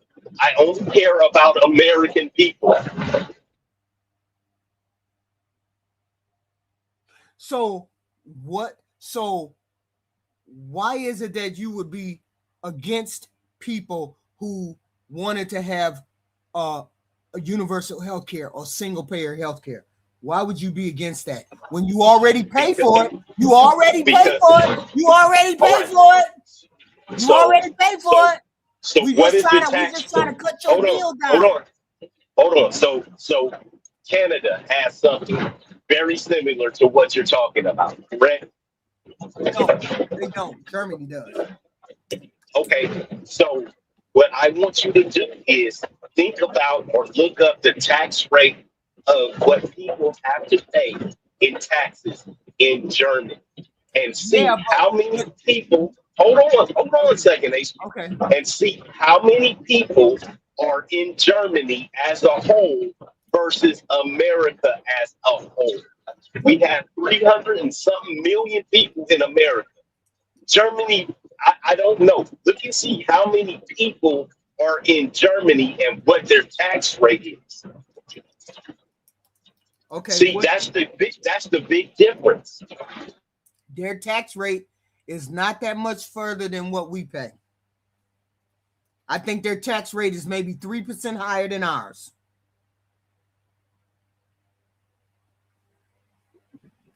You think or you know? Did you look it up? No, I looked it up at one particular point. Wait a minute. I'm looking Okay, up right because I went to Hawaii. Because I went to Hawaii and I paid $33 for a personal pan pizza. Something that we can get over here in America for $5 or $6. I paid $33 for it over there, almost $40. So what I'm telling you is, shit in those other countries are much more expensive than what we get over here in America. So what is it? Let me see who has universal health care. Okay. Universal health care, income tax, social charges, 45%, 30%, 20 to 40%, 45%, 20%, 23%. What is our tax? What taxes do we have? What is America's? Let's see. And my whole thing, America's tax. Oh, now you're going to, okay. And we don't even have no healthcare system. Yeah. Without all that. What are the taxes? Okay. That's my whole my whole point is this. We don't pay that much different from what they pay. We pay 37%. We pay 37% in taxes. They pay. That's 45. A certain tax bracket. That's a certain tax bracket. No. I'm not doing a tax bracket. I'm not doing a tax bracket. In their taxes. I'm not doing a tax bracket. I'm doing, these are people, these are countries that have universal health care, that have free college. They pay 38% to 46%. We pay 37%. So our tax rate is not that much lower than theirs. Even if they notched us up 2 or 3 tax brackets, 2 or 3 taxes, percentage points, for us to be able to get health care, for us to be able to get free college, it would be worth it. That's my point. It would be worth it if we had to go 2 or 3 notches above what we pay now. We pay 37%. Okay. And most of y'all don't even see that 37%. They just take it out of your check. So now if they take out, just for example, you make $1,000 a week and they take out 120 in taxes. So now if they want free healthcare and free medical and free schooling, now they taking out 120. No, they taking out 130, taking out 140. You gonna bitch about the 130 and 140, even if you're paying for free healthcare and free schooling? That's gonna make a difference one way or the other? No, I don't think it will. If you told me I had to pay an extra $10 a month so that everybody would be able to get healthcare or whatever, but that's not the case, because it would be cheaper. It would be cheaper because we're paying insurance companies now. It would be cheaper because the insurance companies would be gone. If you had to pay an extra $10 for healthcare and school, most people would say, okay, let's do that. Most people would. And I'm saying we have none of that on the table with this president. We have nothing on the table with this president. We should be arguing and advocating for one of those three things: universal health care or single payer, free schooling, free college, free state college, free lunch for every kid in the school. We should be advocating for some things because we ain't getting jack shit. And this president ain't looking like he giving us jack shit. I ain't seen him address our issues yet. I ain't seen him address none of our money problems yet. I ain't seen him address none of those things yet. Okay? That's why I don't stand behind this president, because he's not for the poor people. He's for the rich. He's always been for the rich. We need to, every time we get into what the hell are those things? Town hall meetings. Every time we get into a town hall meeting, we need to be screaming about universal health care, free colleges, free lunch to the students. So we need to be screaming about something, because we ain't asking for nothing. We just letting them do what they want to do with our money. And we need to be advocating for them to do something with our money. The only pushback I done heard so far is stop sending Israel all our money. That's the only pushback I done heard. Okay, once they stop giving the money to Israel, what are we going to do with it? I want free health care. That's what I want. I want free health care. I want you to give me free health care. That's what I want. Or I want you to give me free schooling. But anyway, it's a long, we a long route. We're a long way away from X, Y, and Z. We're a long way away from X, Y, and Z. So we got to do what we got to do in order to get these people in line and do what they got to do to help us. Otherwise, we're gonna be screwed. We just gonna be screwed. Jesus. Hold on. My thing just went haywire.